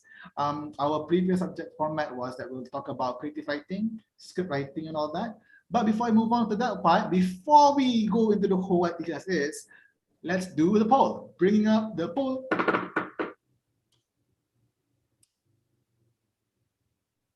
All right, so please fill in this poll quickly for us so that we know that you understand the topics that we discussed. If anything was confusing or if you want us to focus back onto it, we will. But until then, let's continue. All right, so while you fill out the form, I'll just talk about a bit more about the eKelas. We divide our eKelas formats into classes. We have the primary 6, and we have the form 1 to form 3, and then finally the form 4, form 5. We make sure that in that 1 hour you're engaged, we tackle the questions you want to do, and on the fly, if you want us to focus on a specific thing, we do. The long-term goal is that tanya sampai tahu. We want you to ask as much as you can supaya kita boleh jawab, and that we can engage you on it. We want you to be able to feel free in checking it and learning however you want. Our personal goal is that you learn how to learn and not just sit there and have to just absorb information. We ask questions, we play games, often there's quizzes and marks, and we actually do tally the score. And at the end of the semester or the end of this learning chapter that we'll have, there are prizes that you may or may not win. So we'll see about that. Every year is different and every year is challenging. We often have theater shows, we have notes, we have classes. And if you want to lead for SPKP for now, we do have notes and even recorded video online. So let's say, for example, teacher, I have to sleep on Sunday. I cannot study. I know this. I want to study in only on the weekday. We have recorded videos and we also have notes. Notes that will help you be prepared and be hebat dalam exam. All right. So anything else you want to ask us about? We also do online classes, online workshops. We do have classes on YouTube. Let's say, teacher, Zoom is a bit too heavy for me. I can't watch it. I want to watch it at wherever I go. We recommend then checking out our YouTube platform. Just look for us, Maxis eKelas on YouTube. We'll bring you to us there. I will share the links later in the chat group. Just check us out there. We do have recorded content, so you can watch it. You can also join our live classes in the future. Similar format with this. YouTube, however, we're a bit more snappier, a bit more like, woo! For this class, we're focusing on the SPM students, and we know that you're prepared right now. We know that you're stressed out right now, and we're like, wishing you the best. Hopefully, there will be either yes or no an exam. Hopefully, we'll be able to clear that out in the future. Looking forward to seeing how it goes. I wish the best for you for your exam. I really do wish that in the future, if you join, please be more open to ask questions. We are completely fine with that, and we'll do our best to answer. Between the both of us, you have right now three teachers. Sorry, you have three teachers at your command to answer any questions you want. Don't worry too much about the SPM. SPM is just another exam in your road to the future. Just do your best, and if you've studied, you're good. If you haven't studied, there is still things you can do. One of them is absorbing our tips so that you're better able to engage the exams.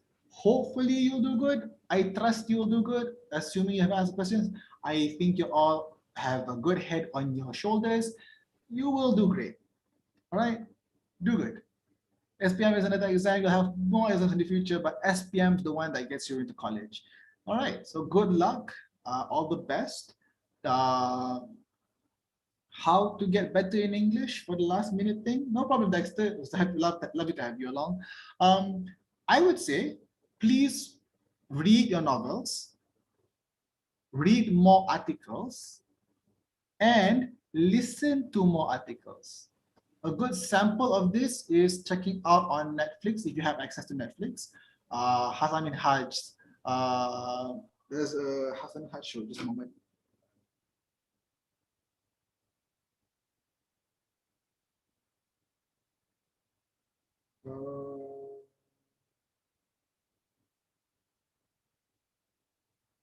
Okay, you can check out Patriot Act on Hassan Minhaj show, where it's basically a comedy show but based in the format of article or article presentations in comedy format. You can also watch Discovery Channel and National Geographic for very well structured scripts that talk about nature. You can also watch our with the pinch of salt, I recommend watching American news portals. That's something that we're most familiar with. But if it's for text writing, I would recommend reading more to British portals, because that's all the English format and grammar that we utilize. Not for exams, for online presents, it's fine, whichever one works. All right. Please try to write. And if you're having trouble learning or practicing, please write one of each format of directed writing. Just one. That's good enough. One, that's it. For continuous writing, just read and have fun. And that's it. Cukup Ali, do you have anything you want to say for the students? For me, reading is a thing that I want you to focus on. You cannot write if you don't read. So books for me is like food. So you don't have to read what you don't like. Pick one book that you love the most, just one for you, and read. Okay, so just refer to that. Just make it casual. Okay, you have to learn how to like it. Then you can be good at it. As simple as that. That's a great advice. I lost so many years trying to read a book I didn't like. If you're trying to get into reading, please look at the book, read a few pages. If it doesn't make you want to read it, do not read it. Move on to the next one. You will find the book that gets you hooked. Yeah, promise you on that. But you have to give yourself the chance to do so. All right. So we have no more questions. I think I'm looking forward to seeing how you guys do. If you ever want to get back to us, use the hashtag #exam. Get online with the portal with us on Maxis eKelas. It is your final year, so I get it. You are SPM students. Some of you may be Form 4 students. If so, we'll see you next year. Form 5 students, I hope to see you in the college life, doing your best and being the best you can. Until then, I don't think I have any last chat. Let's make sure for last things. Last bit of tip. This is the last one, promise you. Last tip for getting better at English is start having conversations with your friends. There's no more excuse. You have Zoom, you have internet, you have a lot of online portals to talk to people. Please talk to people, discuss your novels, discuss your poems, discuss characters, spill tea, gossip about these characters like the actual human beings and what happened, where it happened. Utilize whatever you can, and I wish you the best. All right. Good luck to all If of that's you. the case, we will call it a day. Thank you so much everyone for jumping into our class. We'll see you in future classes. My name is Cikgu Umar. And for Cikgu Umar, I'm with Cikgu Fadli and Cikgu Zul. Cikgu Zuhal, and we hope for you the best in your SPM. Until then, bye-bye. Bye-bye, people.